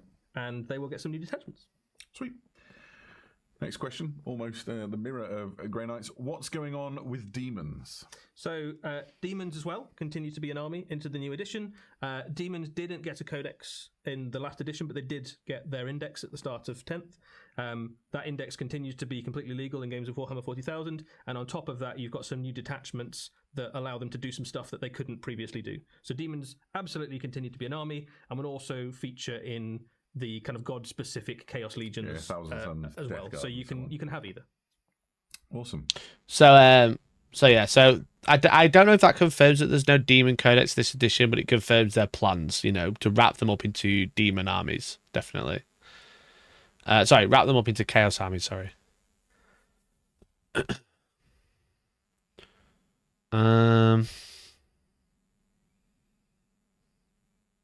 Field Deathwatch are better staying in kill team. Yeah, definitely. They're a kill team army. Kill team army. They're just like very, very, very specialist. So here's a bit deep. I saw some of the new orc units have combi weapons where the stats change. Is that a thing we can expect more of? So yes, broadly. So some of the new orc units, as spotted, have things like combi rockets or combi scorchers. This is fucking annoying. And the new stat lines. This is fucking annoying for everyone who's got like Blightlord Terminators or like any sort of Terminators have built random combi weapons, because now they're gonna start adding stats back to them. So anyone who's like old head like me has got loads of random fucking combi weapons are gonna go change them all out again. Where's Jace to come tell me off for snapping arms off weapons or models? Sorry, when they keep fucking changing the rules for them. God damn it! Stop it! Just keep the rules the same. The fucking, it's so annoying to think, like the flip-flop is super annoying. They now distinguish between what kind of thing is attached to your shooter, basically.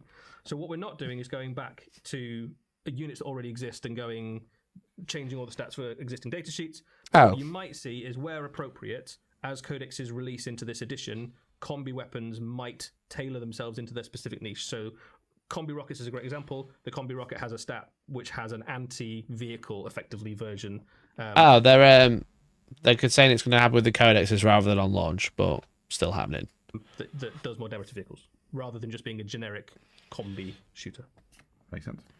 The next question, I've seen this one a few times. What happened to runt herds? The answer to which is runt herds still entirely exist. They're now 0 to 1 on Gretchen units. So you can have a runt herd if you like, but if you want your Gretchen to be free and frolic and enjoy life, you know, unoppressed by... do you want your grot supervised, basically? There you go. You can choose. The question really is, how long do you want them to stick around? Very good. When will we see a battle report for the new edition on Warhammer Plus? Do not care about this. So yeah, that's a great question. So Confirmed in the Beast Arises series. got on here is a lore question, which is Armageddon the same planet in the new edition? Oh, absolutely, yeah. Loads of things will change in terms of the points, infantry up, artillery down, and so on. It's going to happen. You'll see them when they come out with the balance data slates and things. I wouldn't make any big decisions now based on points. You'll see them as the edition releases. Do you think that's fair? Yeah, so I think there are some themes in terms of the directions of points. So you can already kind of extrapolate some of the things that might be changing based on the rules that we've shown on the Warhammer community website. Sure. So units that are very fast combat moving infantry, for example, are very good in this edition, right? Like, so if you've got things like possessed or something, or like caught 8-bound, that sort of thing, are very good. There are some units which maybe aren't as effective as they used to be. So things like artillery is like still definitely worth having in your army, but is relatively less effective than it was. So that might cost less points, so you could get more in or find more space for other units in your army. And there will be a few things like that where they've kind of worked out this kind of unit is a bit better, this kind of unit is a bit worse. But broadly speaking, your armies will be roughly the same size. I think artillery's been nerfed again, right? That you only hit on 6s unless another unit can see. Especially with the hidden mechanic, artillery is even more dead than it already was. It depends if they make it like full ballistic skill. If you can be seen by another unit, like a spotter unit, that might make artillery quite good. But the fact that you can't target over 15, and then you can only hit on 6s unless you can see it, is absolutely brutal. For sales purposes, artillery has changed relatively. Yeah. Makes sense. I think an orc player would write this one. I'd like to think that if the orcs win Armageddon, they call it Warmageddon. Yeah, so in the probably be a bit sad about it. They have nothing else to do. Yeah. Invite more people. They're probably quite happy. So how does Ignore's cover work on all those flamer weapons? Now it does nothing. Yeah, so in the last edition of Warhammer 40,000, when you had a cover save, it was basically +1 to your armor save. Yep. And if you had a flamer that ignored cover, they didn't get that bonus. Mm-hmm. In the new edition, cover gives you -1 to hit. Most flamer weapons have Automatically hit. torrent and have ignores cover. Torrent is, relatively speaking, a more useful rule than it used to be, because -1 to hit is a big debuff to units they're shooting. But it doesn't do anything extra on top of ignores cover. So when you see flamers, when we start to roll out things like codexes, you might see some changes to stats. There isn't a specific new rule for ignores cover and torrent that does anything extra that you might expect. Flamers are about as good as they were in the last edition. Yeah, and the Overwatch sequencing happening in a different place kind of helps with some of that as well, because you can does it flame people and automatically hit them with Overwatch, which is fantastic. Yep. What does the Overwatch? What about Overwatch changes helps flamers? Sorry, Adam. Sorry, can you just confirm how flamers are now better because of the Overwatch sequencing, which is basically the same as it's always been? End of phase. How is that any different? How is it any different? How'd that help flamers in Overwatch? It didn't. It didn't do shit. So it's interesting that flamers are not getting nerfed. Like, they're just like not having any other buff. It's just funny to be like, there's so much, the sequencing change is so good now. They're still good. Yeah, flamers are great. Really good. They just have a slightly different impact. I'm really enjoying the flamer on my land speeder, for the record. Right. How do stealth and cover stack? Yeah, so stealth is -1 to hit. The default bonus for being in cover. For sales purposes, flamers have changed relatively. These answers are so funny. For many units is -1 to hit. They don't stack. So if you're stealthy and in cover, you're not -2. The way to think about it really is that stealth is a way of gaining cover without having to be in cover. Mm-hmm. So you are stealthy enough that you are as difficult to hit as someone in cover, even if you're out in the open. That makes sense. Will orc units still get power claws? Yeah, absolutely, is the answer. Not in the Armageddon box. And melter eliminators in one squad. No, you can't, is the answer. And simply because they have different special abilities. Yeah. So the heavy bolter eliminators are all about crowd control, and the eliminators with melters are all about blowing up vehicles and heavy armor. One take Andes. One take Andes. God, they've eliminated 4 times. Targets. Same thing. Will Tyranid armies still get to use the subterranean assault detachment? You will still be able to use subterranean assault, which is particularly cool because it combos very nicely with the Red Terror, who is obviously coming out for Warhammer 40,000 very soon. Will any changes be made to falling back out of combat / desperate escape? A little bit. So the main change there is the way that hazardous rolls work. So when you fall back from combat in some instances, you have to make hazard rolls. Hazard rolls now fail on a 1 or a 2.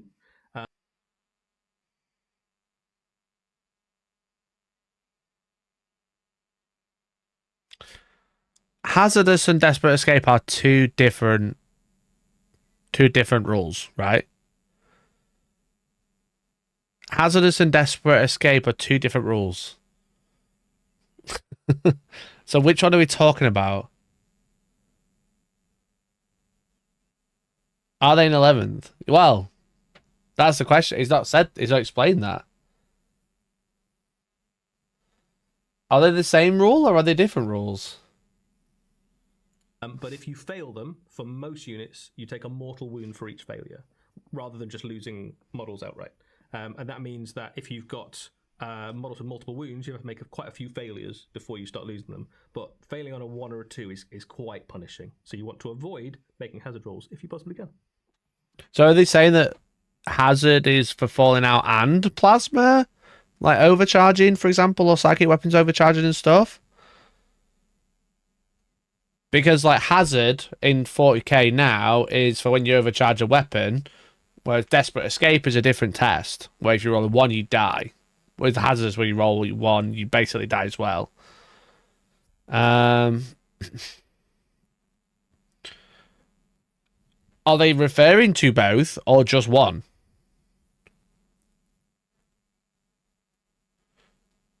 One third of a chance to explode on supercharged weapons is really spicy. Are they saying that? That's what I'm asking.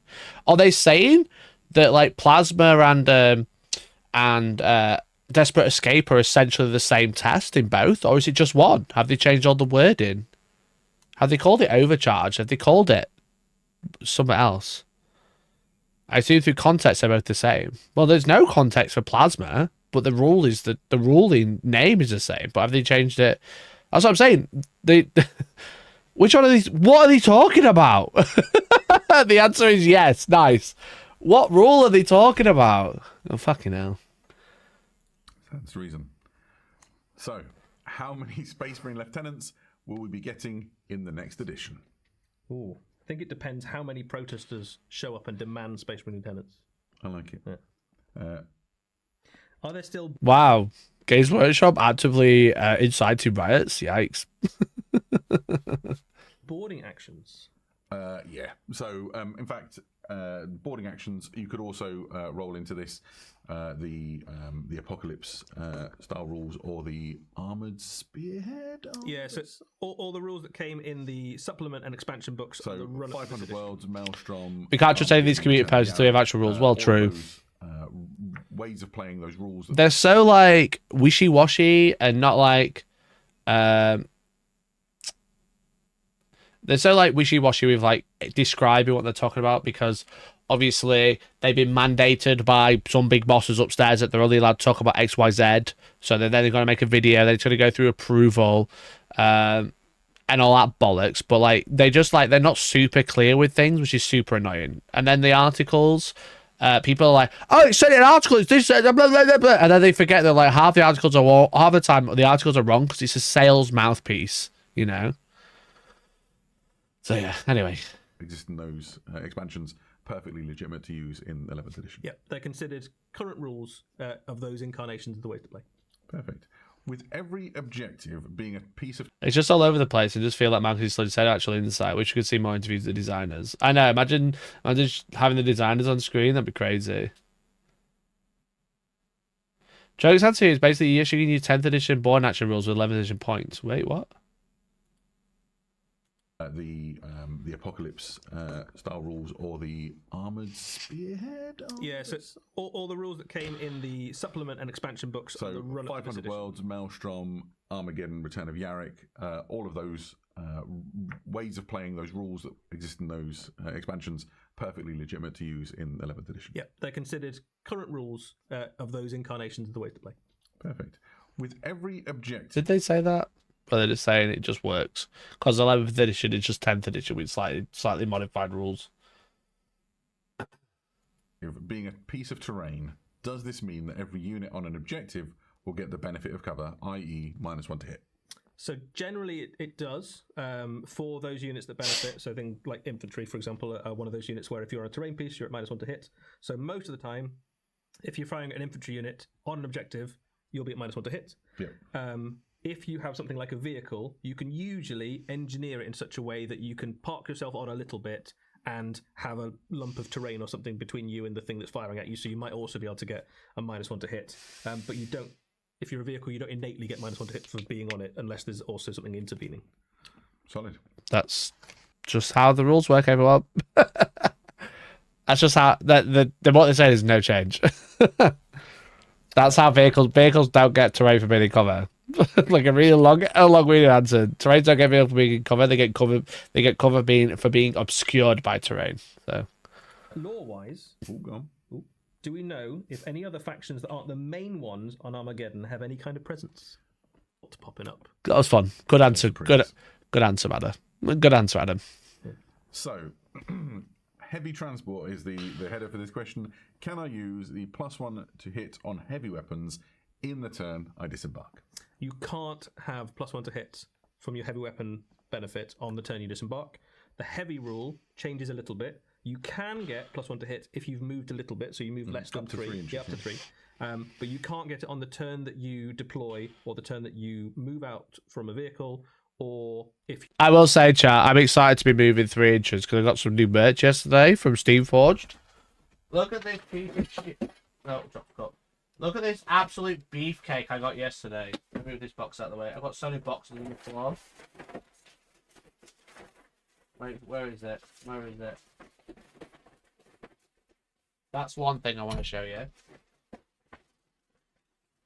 Wait. Not sponsored, but look at this absolute metal piece of monstrosity I got yesterday. Look at this absolute beefcake. Wow. It's like I don't have anything that can. Here's a can of deodorant. Beefcake. Beefcakes. This is by Baron of Dice. Steamforged Games very kindly gifted this to me. Hashtag ad hashtag free. But what I quite like about the Baron of Dice thing is this is a coin, okay, and it's actually magnetized. You push it down on one side, and then you really naturally slide it out. So you get like a 40 mil coin, which would be really good for an objective marker once upon a time in 40k. But guess what? War Machine uses 40 mil objective markers. And here's the official Baron of Dice tape measure. Okay. It's a very nice tape measure. Okay. However, wow, there's the Crix logo, my new army I'm playing. It's a Crix branded tape measure. I can use this little piece of triangle metal that comes on the bottom. And then pop it out. Wait. I can pop it out like this. Whoa! It's magnetic, chat. Now we can have a Crix coin objective widget thingy. And it spins. It spins. This is one of the nicest tape measures I've ever used. I'm not sponsored by Baron of Dice. Baron of Dice, I have your email. I'll get in touch soon. It's a really, really nice tape measure. It's much better than any other tape measure I've ever used for Wargaming. And I love that I can, like, customize. I have 40 mil Bloodraven coins. I might put that in here instead of the Baron Dice logo. But like the fact that I can have like, because they officially work with Wargames. So the fact that I can have like a little coin for my army, so I can have like a branded, you know, oh, I play Crix, here's my Crix tape measure, you know. Now I will say that this tape measure is like 25 quid. It's very nice though. But it is like 25 quid. And also, the only thing that annoys me about it is because they've got like this coin in the side, you can probably see the tape measure bit is actually to one side. That triggers me. I don't know why. Don't know why it triggers me, but it does. But it's a very nice tape. It's black. Look at that. It's like black edgelord tape measure. Look at that. Whoa. You can't see it. It's out of focus. Focus! Anyway, you get the idea. It's a very expensive tape measure. I don't know how much the widget costs. Probably quite expensive as well. But I like that it's like got a little magnet in it that I can like. When I'm like really stressed at the table, I can be like.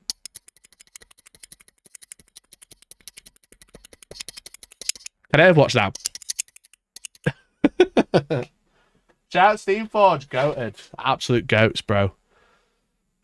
I use a tape measure to get from Poundland. How many Poundland tape measures you gone through? Buy cheap, buy twice. Buy cheap, buy twice. 17 times. You are engaged in combat. Perfect. Will swarms like the what was the question again? Swarm finally be able to walk through walls? So this is a question about in the current edition of Warhammer 40,000, most infantry can affect. I was waiting for that widget to fly out of your hands and smash Zangor to bits. No, it's really good. They did give him some dice as well. The dice are pretty nice. So they got some like exclusive like lock. They really kitted me out, to be fair. Shout out to Steamforge. Got me some lock and load dice. So they're pretty nice. So when I do start playing War Machine, I have some custom dice ready to go, which is really cool. Wow, look at that. Wow. And you get two different ones because like they have essentially damage location tables in War Machine. So that when you shoot something, you can blow arms off and stuff like that. So like when you roll to hit or you roll damage, you roll like your damage dice and then you throw a location dice in. So it's kind of like a scatter dice, but for like where you're shooting on the vehicle, which is quite cool. So custom dice ready to go. Save the man who has multiple runs of his own custom dice in multiple colours. Yeah, but this one comes with two different colours in there, which is really nice. And it doesn't roll, and it comes in a little tin that says War Machine. This is for when I want to play War Machine. I can be War Machined up, you know. I can have my little War Machine lock and load dice. Okay. I can have my little War Machine. Wait. My little War Machine tape measure. My little War Machine bar of dice movement gauge. I can have my little War Machine objectives. You know. Well, they have 40mm objectives in this game. How crazy. So I learned that they have two types of objectives, 40mm and 50mm. 40mm can be captured by only infantry. 50mm can only be captured by warjacks, which are your dreadnoughts. And then they have little flags. So, and then I can wear my little... I've got a goodie bag, chat. You see? Got my little goodie bag. I can have my little War Machine command card. And my little War Machine... I can have my little War Machine... pin badge. My little War Machine other pin badge, which I really liked. It says Battle Jacks and it says Kellogg's instead of having Kellogg's. So I'm all kitted out to play War Machine. I got everything. I got everything I need. Random. And it's going to say hashtag ad on my head. Sorry, what was the question again? Perfect. Will swarms like the canoptic scarab swarm? Oh, this is big. Be able to walk through. This is actually big. So this is a question about in the current edition of Warhammer 40,000, most infantry can effectively move through ruins, as imagining that they can find a gap. But the smallest swarms somehow can't. Which felt a bit strange. In the new edition, swarms are called out alongside infantry as a unit that is basically able to move through most types of terrain. That's good. It's so stupid that scarab swarms can't go through buildings, but everyone else can. it's like Primarchs, infantry, beasts, most of the new vehicles, but not the swarms, not the little scarabs. So yes. Good. Yes. Nice and simple. This one's nice and easy. Will Orc boys still have the option to have That is a good one change. for rocket launcher or big shooter, as none have that option in the Yeah, Armageddon? real nice. The answer is emphatically yes. You can, if you've got some lying around, you can add them into those units, make some swaps, and I'm sure there'll be plenty of ways to do it in the future as well. I like this next question. Hit me. Ask you, which chapters are present on Armageddon? I'm glad you asked. Don't care. I have a short list. It is not a short list. And There are non-exhaustive. data sheets. Yes, there will. Most of the data sheets don't change into this edition. Most of the units are the same as they are in the Codex. There is the occasional unit where a rule might have fundamentally changed and their interaction with the game changes in some way because of the changes to the core rules. In those instances, there'll be a small change to some data sheets. Nice. How did the Blood Angels make it across the Great Rift to fight at Armageddon, given that the homeworld is in Imperium Nihilus? Well, the answer is that most of them didn't. I kind of wish we had sections, you know what I mean? Like models, lore, rules. Region of Imperial Nihilus has got loads to do, right? Huge amounts of paperwork. Bad job. His inbox is big. Yeah. Will the Lion and Gulliman finally meet this edition? I mean, the Galaxy is a big play in Operation Imperator, then it's for you. Nice. Is Lance a minor? Is Lance a +1 or a reroll to wound? So this was a typo on the Warhammer community website. We originally posted it as reroll to wound, so that was wrong. It is still +1 to wound. Stop believing the articles! They're wrong! They're so wrong! There you go. Nice and simple. Now, you had to explain this terminology. I'd not heard it before.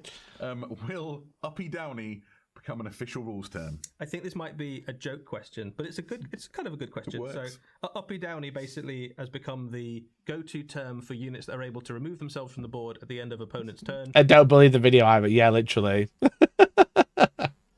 And then redeploy. Uppy Downy is not set to become an official rules term, unfortunately. Although I think maybe if we had like a high Gothic terminology for it, like, you know, Ascendium Descendius or something like that. I like it. That'd be actually so sick. It was called Ascendius Descendius.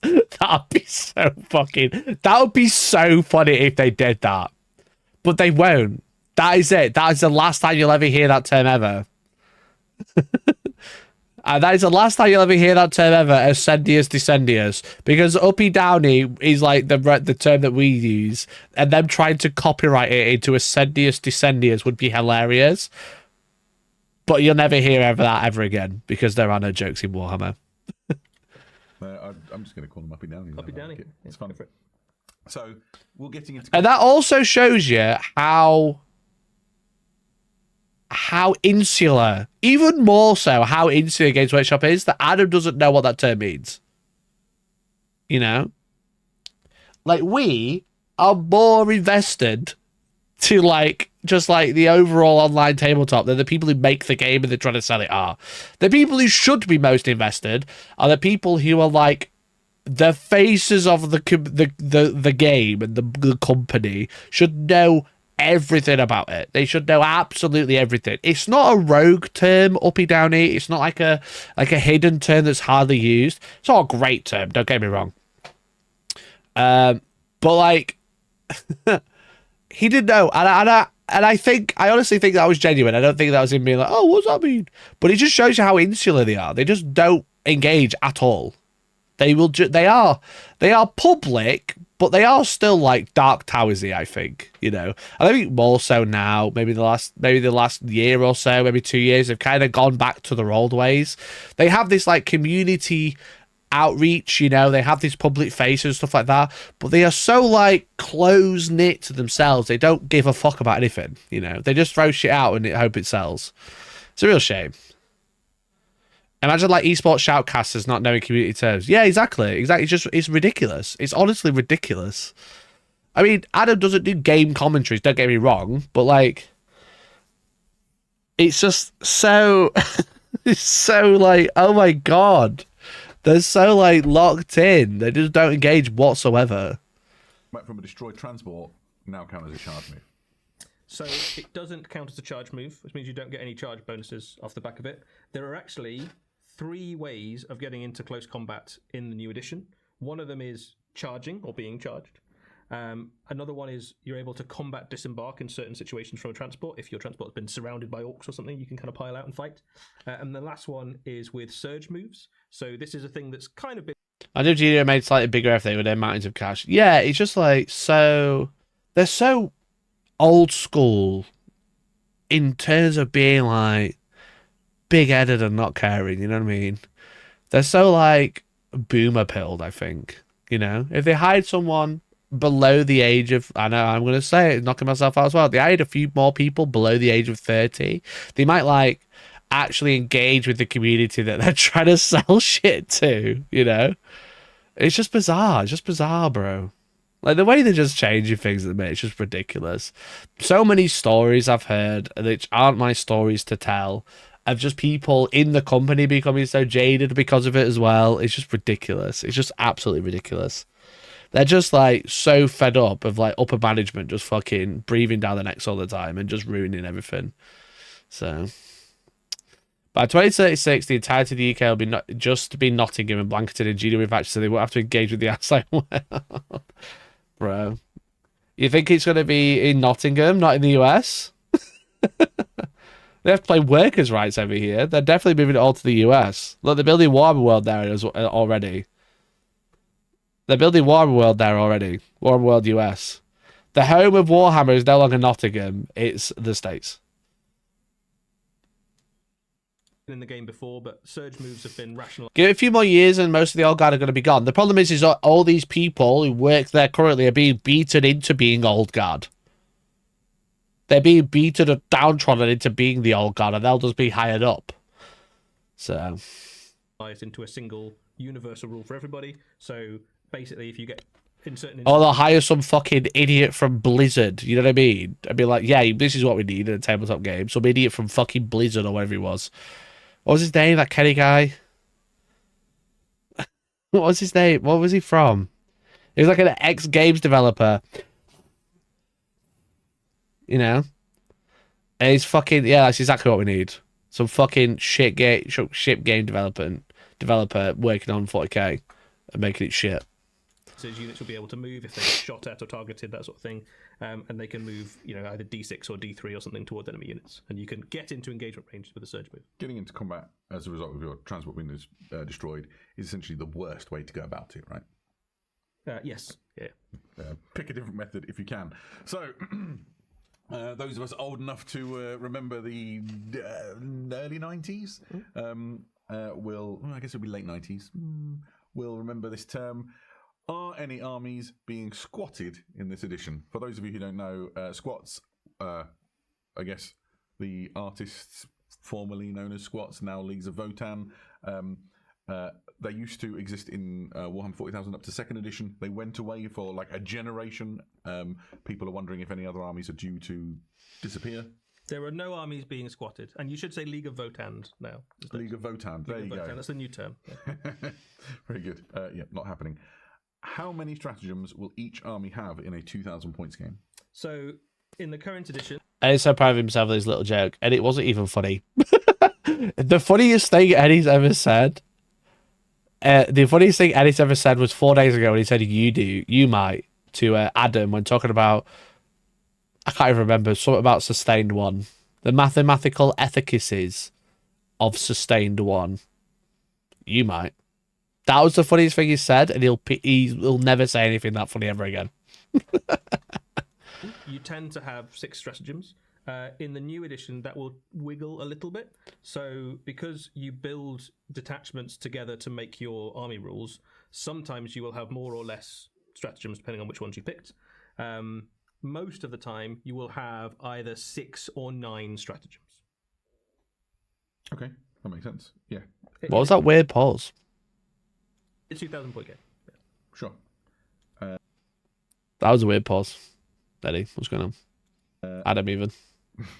Are games faster or slower? And the answer is they're about the same with a little bit of nuance in where that time is spent. Is that fair? That is fair, yeah. So essentially, like, there's some decisions to make as you're choosing your army and then comparing what each other have got. And I think that will take a bit more time maybe to set up in like a competitive environment than perhaps it would. Yeah, so the specific thing for maybe tournament games is when you meet your opponent, the force disposition you've chosen will tell you what mission to play, and that means that effectively it will tell you what battlefield to lay out. You get like a choice of a couple of battlefields. It will say this is where the terrain goes. So you'll need. We've seen nothing of this, by the way. We've seen like the very first instance of like, here's some examples of missions you'll play.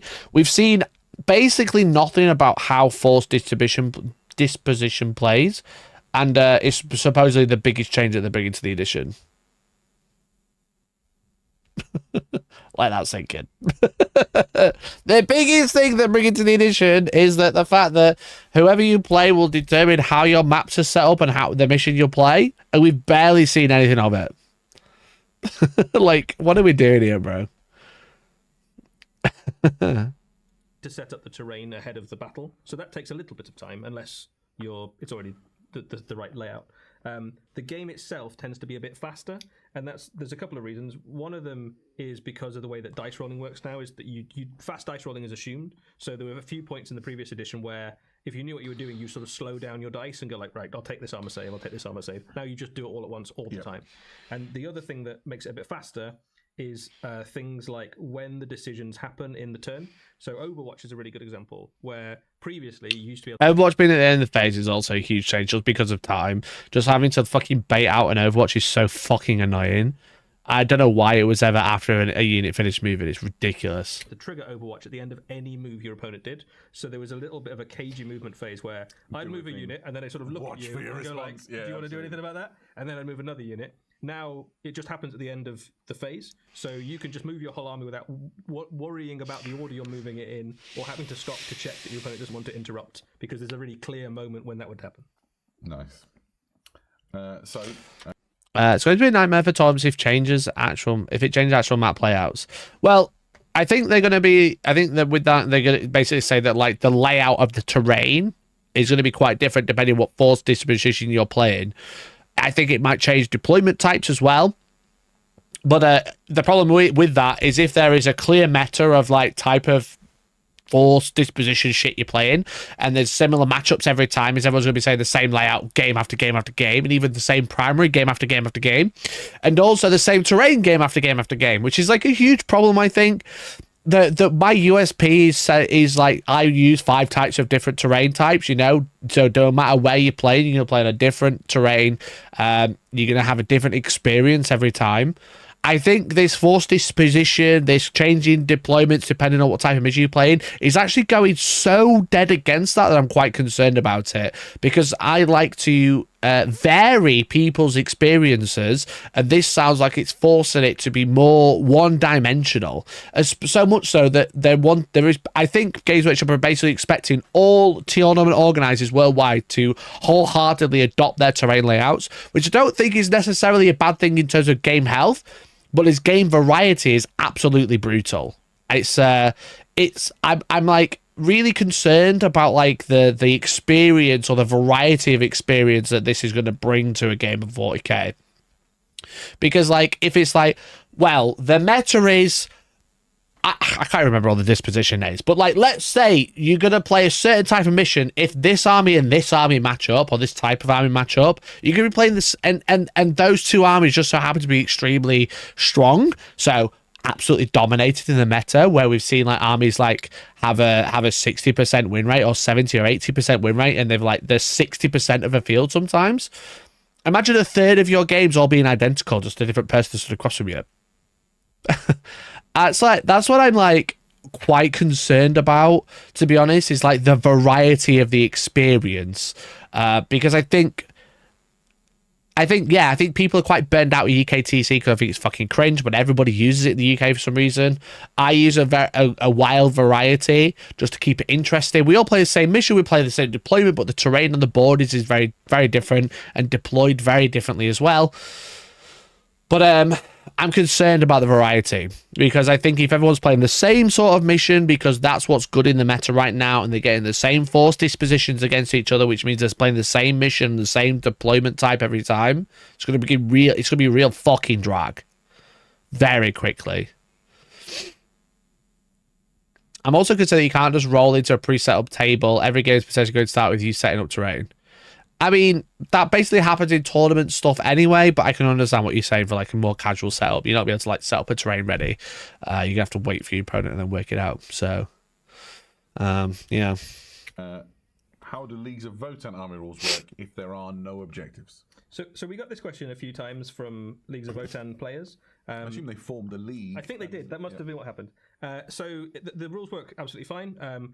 When you play a game of the new edition, before the game starts, the map will tell you which of the pieces of terrain count as objectives, and the entire piece of terrain counts as an objective.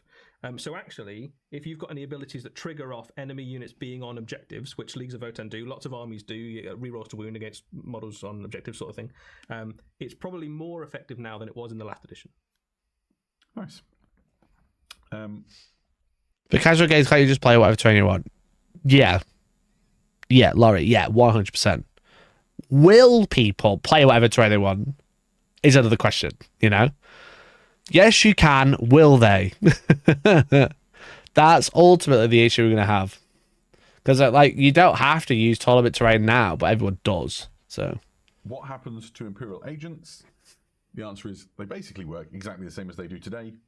They have their existing codex. They're not getting any new detachments at launch. Yeah, that's right. So you can still put them into that's wild. Imperial army as an ally. So you put an assassin in or inquisitor or something like that. And this the great new inquisitor model. Surprised Imperial agents not getting anything. Of course, yeah. Or you can use them as an army. Work just the same as they did today. The way they've been like smattering new detachments here and there has been really weird. I'm just gonna say it. Not what every army not getting at least one is crazy, especially when they're removing a bunch. How does healing work, Adam? In a nutshell, you bring back whole models, not just wounds. Yeah. So, simply. So there's a few mechanics in the game that allow you to heal. That doesn't make any sense whatsoever. Do they even have any PDF ones? I think they have two. They have Grotmus ones, right? Most of the time previously, you couldn't bring back models unless the rule specified. But now if you heal, you can bring back whole models if you heal enough wounds. So you did that to me when we were playing the Combat Patrol game last week with I brought some boys back. War bosses. Yeah, that's right. Yeah. Nice.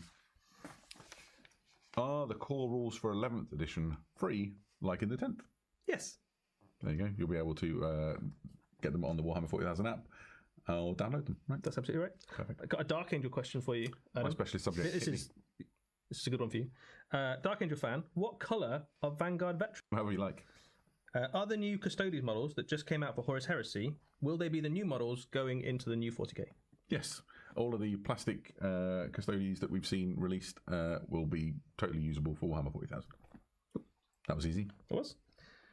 Which units in the Armageddon box will be released separately? No. No, you release separate releases in the future.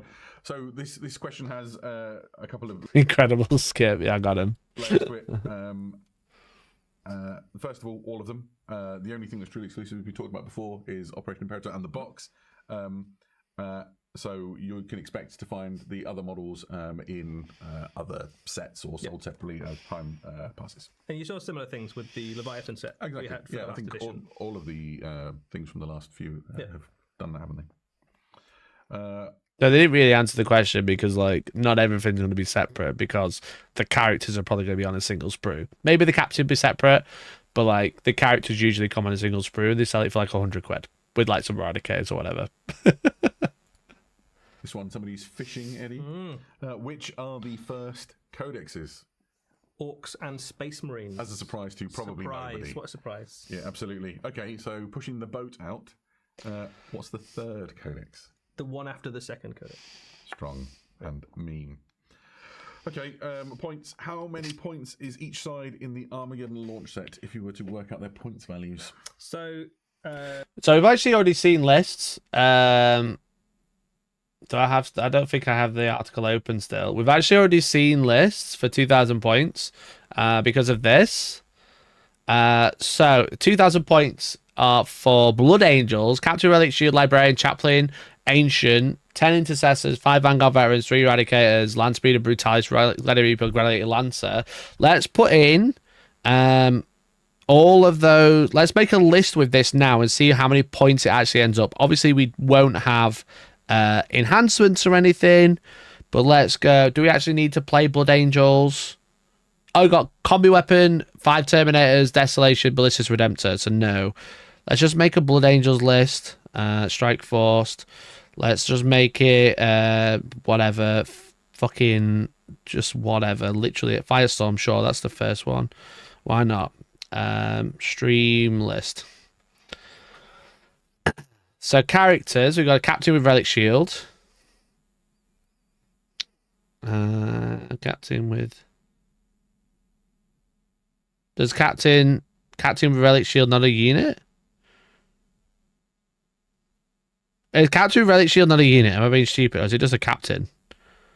They'll now have a new data sheet. Yeah, so Captain, 80 points. Librarian, 65. And then Chaplain with Jump Pack. Captain Relic Shield is a new box one. No, I know, but you could. There is already a model for Captain Relic Shield. It's not a new model. You know what I mean? But it's not actually a data sheet. It's just a Captain that you can equip differently. We've got an Ancient, and then any other characters. We've got a Lieutenant. Lieutenant with combi weapon. Lieutenant with combi weapon. Most expensive character out of all the lot. And then we've got, that's all the characters. So it's 340 points in characters. For battle line, we've got 10 intercessors. And then that's it. 5 Vanguard. Let me do it on the data sheets. So we've got Vanguard. 100 points. We got Eradicators, obviously the wrong weapons. So there'll be different points. And then we've got a Land Speeder, which is the one we can't add because there is no Land Speeder currently. So we'll just put a Speeder, the cheapest one, 115 points. That's probably fairly close. Brutalis. Gladiator Reaper.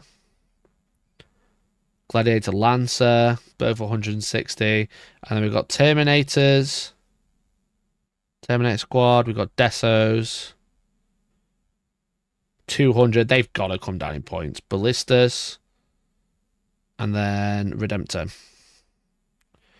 So if all those points are correct, that's a 2010 point list. So I think Space Marines might be coming down in points. Terminators with teleport armor is also a weird way to say all that also. Yeah, so it could be a different data sheet. It could also be a pointed difference, which obviously we know will be coming. But yeah, so currently that list is 2010 points. I think largely because the Desolation Marines are 200 points to 5. So I think they'll probably end up coming down because obviously, as I've said, artillery is getting nerfed. But yeah, 2010 points that list. They are about 750 points. 750 points. Let's remove everything that's not in the box. So, Librarian. Sorry, Lieutenant. We don't have a Ballistas. What do we say? 750? All of the things from the last few have done that, haven't they? This one, somebody's fishing, Eddie. Which are the first codexes?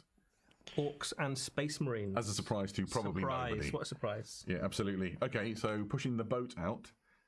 What's the third codex? I went back too far. But yeah, so if we look at current points for all of those units, roughly it's about 720. So I imagine certain stuff will be more expensive or even cheaper. Like the Storm Speeder might be cheaper because that's 115 points. The Vanguard Veterans are only 100 points right now. So yeah. 50 points. So not exactly, but roughly speaking, you've got a combat patrol and then a bit more. So about 750 points. Yes, if we're playing combat patrol, a few things sort of sit on the sidelines. Yeah. Interesting. Okay, speaking of combat patrol, will combat patrol rules be in the Armageddon box and or the rulebook, or is the new combat patrol book required? That's the combat patrol companion, right? Yeah. So you don't need to have the combat patrol companion to play combat patrol. All of the rules for combat patrol will be free, and you'll be able to get them in the Warhammer 40,000 app.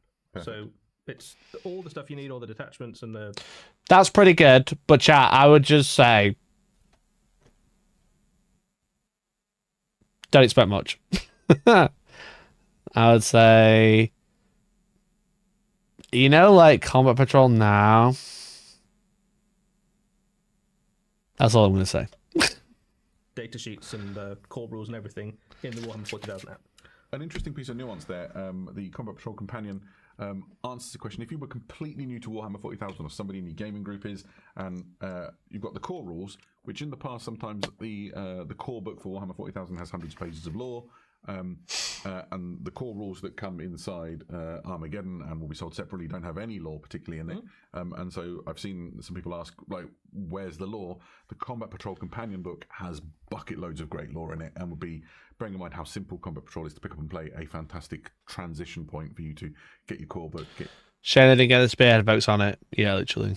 your Combat Patrol Companion, download the data sheets you need from the app, and you've got everything you need to start playing, sort out your army, and also learn the story and the lore around them. So sort of like a good trifecta. There we go. And I've lost my place. What's the deal with Crusade in the new edition? I mean, okay, that's a fairly simple one. So first of all, if you've got a 10th edition codex, your Crusade rules still work. You can play Crusade games to your heart's content and have a great time with it. Crusade, like content going forward, you won't find that in your codexes. It will be in narrative packages. Maelstrom would be a good example, right? So, yes, so where you can expect to find that sort of thing. There was a really cool little set of rules in the Maelstrom book, which was Crucible of Champions. Yeah, so custom heroes. Yeah, basically allows you to kind of create custom heroes and give them cool war gear, and people have been having loads of fun either like painting up cool stuff or even converting models to do it with. And that's the sort of way that content that's like Crusade will release in the future.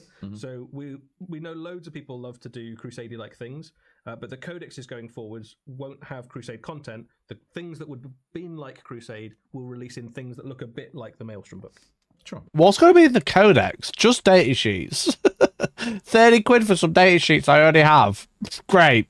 Wonderful. Wonderful.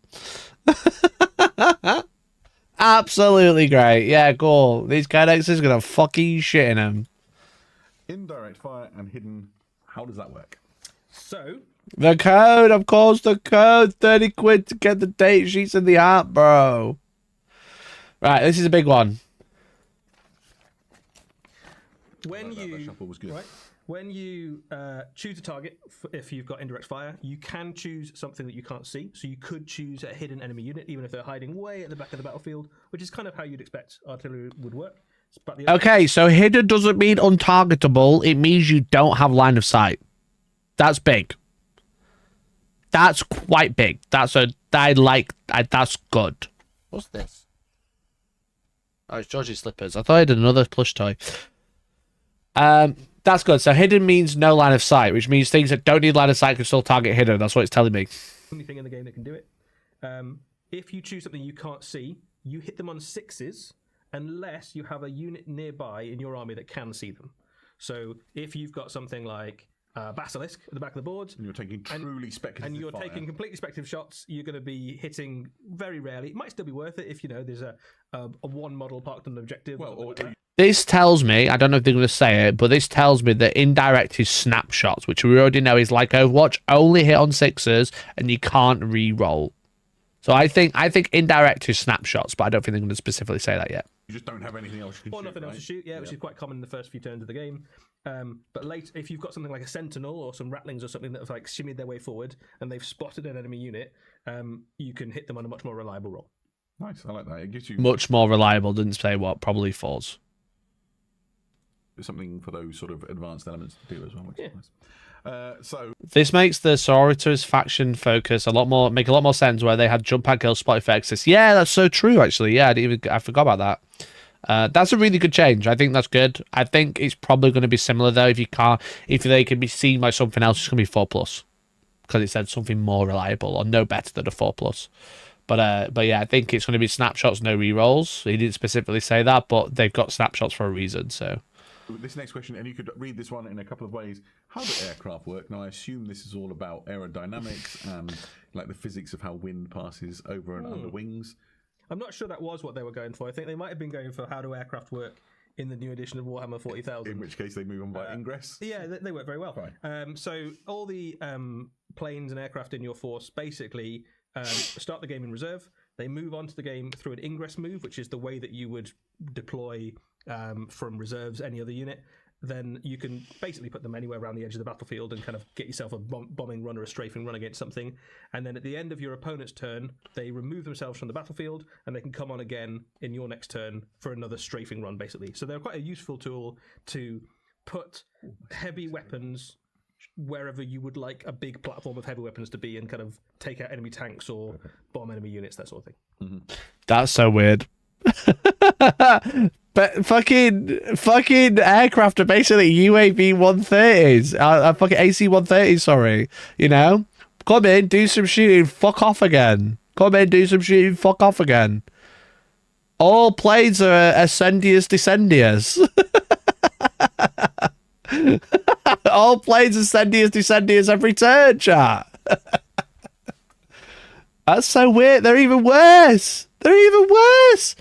Fucking hell, imagine some fucking poor Chaos player bringing a Helldrake, dropping a fucking Flamer template, and then fucking off again, that's it. Ascendius Descendius, but they don't move when they come in. Oh yeah, he said board edge, didn't he?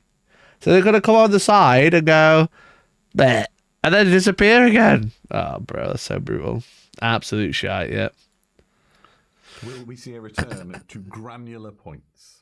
So we got quite a few people asking about kind of granular points and points, that sort of thing. The answer is yes, a bit. But not to the extent where you're spending 1 point per purity. Yeah, we're not going back to the days of like, I gave this guy a bolt pistol so it costs 1 point.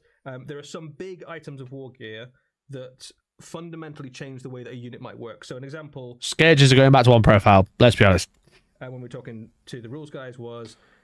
something like a Riptide, which has a few big guns that do fundamentally different things in the game. They might have a slightly different point depending on which one you choose. Sure.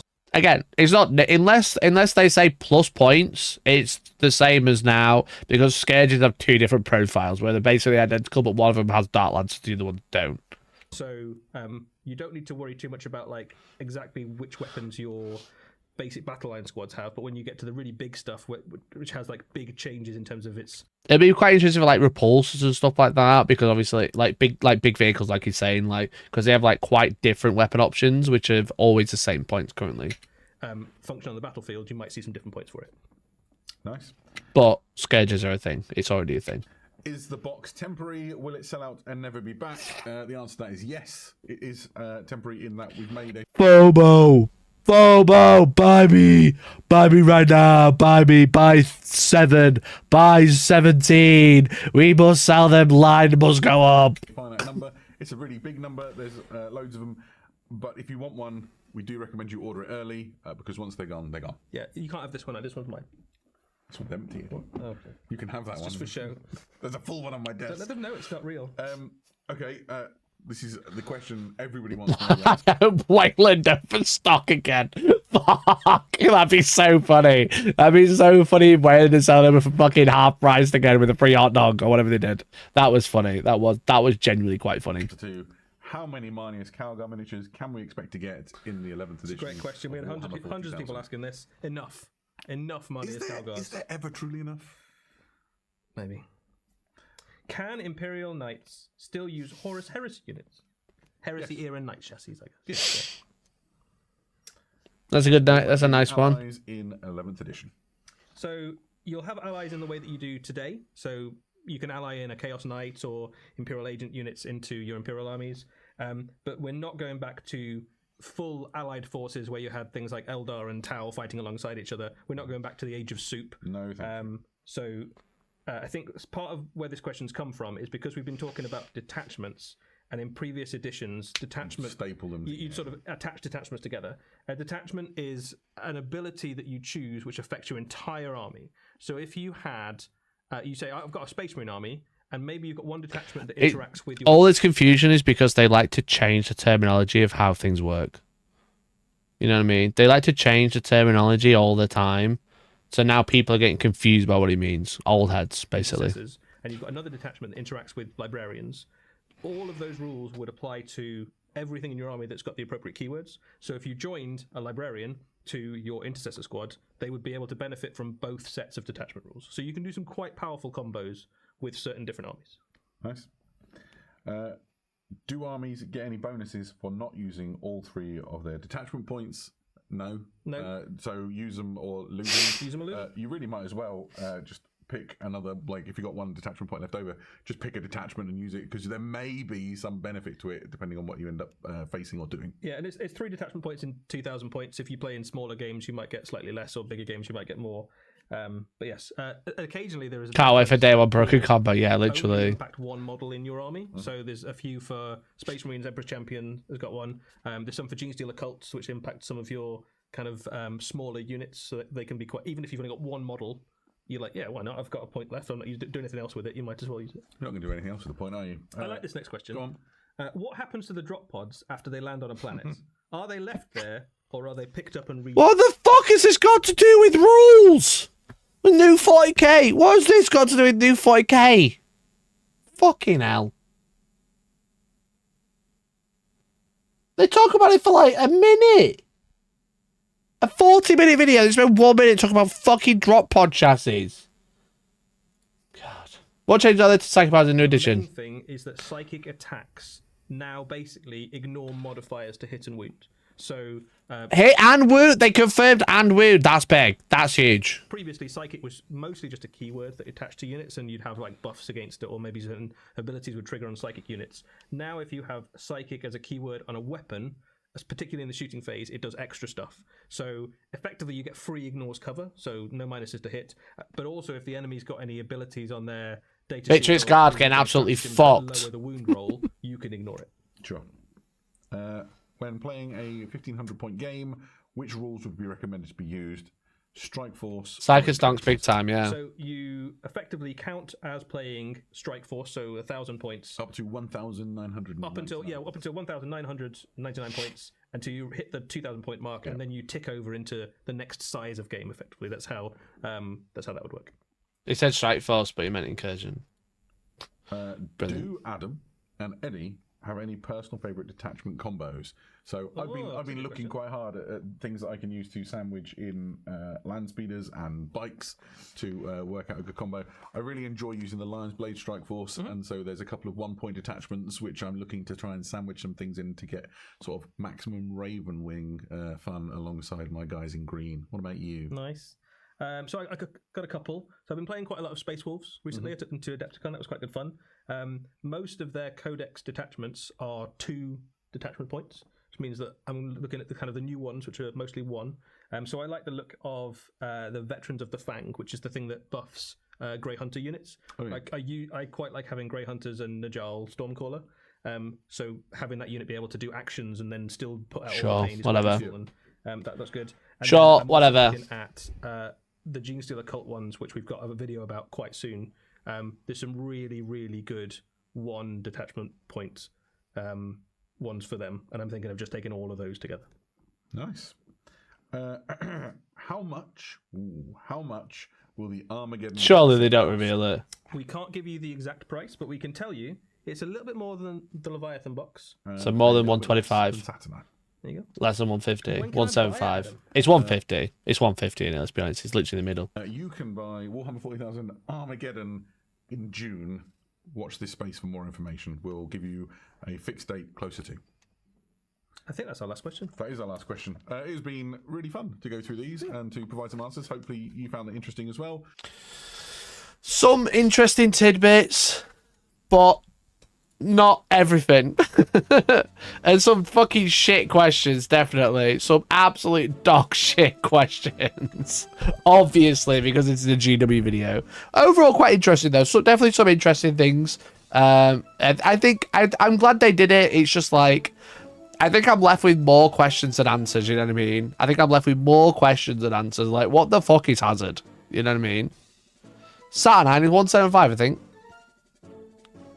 Yeah, like, what the fuck is Hazard? I think Saturnine was 170, 175 maybe. Or was it 200 quid? It wasn't 200, was it? Oh my god, it was 200 quid. Oh my god, it's 200 pounds. What the fuck? Jesus Christ.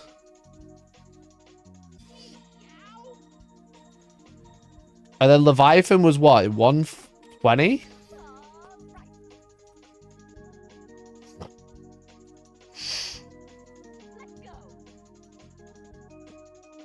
150. How much was it? I don't remember. 11th will be 180. Probably, yeah. We'd have to use a Wayback Machine to find out. Hey. Anyway, chat. Was it like 160? I don't think it was 160, was it? I thought it was like 120. But maybe I'm just like, that's how much it was discounted. It was 150. So it's going to be it's going to be like 175, 180 then. That's rough. That's a rough buy, I'm not going to lie. That's a rough buy. But I'm giving one away at the end of May. We're giving one away, ready for when it comes out. So support the channel if you haven't already. And yeah, I think I'm going to call it there. That's the end of the stream now, chat. It's been fun. I think it was interesting to listen to some of like the questions. On Wednesday, I'm going to do like a catch up of the faction roundup because I've been missing them. But yeah, I think splitting it with someone else is like crucial. Absolutely crucial. It's just so expensive. It's going to be so expensive. And then you got to buy £400 worth of terrain to go with it. Chat, do I quit Warhammer? I don't can afford it anymore. I can't afford Warhammer. I don't get enough members to afford Warhammer anymore. And the reason I'm not getting enough members is because no one else could afford Warhammer anymore. So, fuck. Anyway, chat, I'm going to call it there. Thanks so much for watching. Thanks for hanging out. Appreciate it. I hope you enjoyed it. I'm War Machine player now, clearly. I'm just a War Machine player. I don't know how I'm going to be able to afford it. I can't. It's fucking so expensive. Everything's so expensive, bro. Literally, I can barely afford rent. Never mind fucking Warhammer as well. What the fuck? I like a new unit. Like, Space Marine's gonna get like a new Codex. It's gonna be like 55 quid. It's gonna have 4-digit number in the back that I don't care about. And then like a new fucking vehicle's gonna come out. And they're gonna bring out multi-part Vanguard variants. And they're gonna be like 75 quid. And you're gonna want 20 of them. So it's gonna be like 300 quid for 20 dudes. And then they're going to be like, oh, there's a new fucking land speeder out. Guess what? That's got a new gun on it as well. And that's going to be like £5,000. No, more realistically, it's going to be like 75 quid for a box of 2. And I can't afford it, bro. So why is everything so expensive? Why is everything so much? Oh my God, I'm going to have a heart attack. Thanks for watching. See you later. Bye.